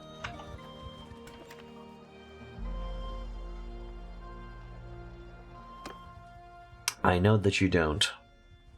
That's why I want to get there and see if we can manage it somehow.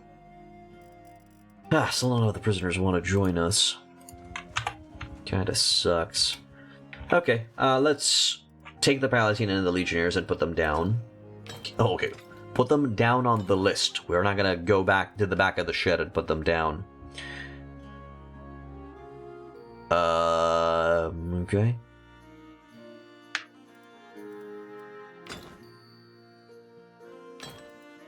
Like to prioritize on grabbing those Imperial trained infantrymen.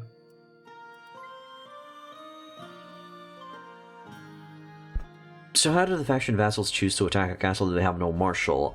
They decide if they're strong enough to form an army, you know, if they have the influence necessary to form an army, and then they go and attack the most strategically unsound, less defended castle. Warband is, in your opinion, sold better minus the graphics. For $6.99 is the best game you can buy. That's what you normally do. Last time Sturgio was in war with 3 other kingdoms, you would leave with 4 cities and 5 castles, and run through the first Sturgian army and talk to the leader to offer peace. And you don't even need to pay much. Cool. That's a good idea. Alright, and I just realized we are way over the stream mark. That is going to be it for today, guys. Hope you enjoyed. If you guys like what I do, please hit that follow button. If you want to further support me, also subscribe. And if you're on YouTube, I have multiple guides and playthroughs that you guys can check out. That's it. And I wish you boys and girls a wonderful, wonderful day. Bye-bye.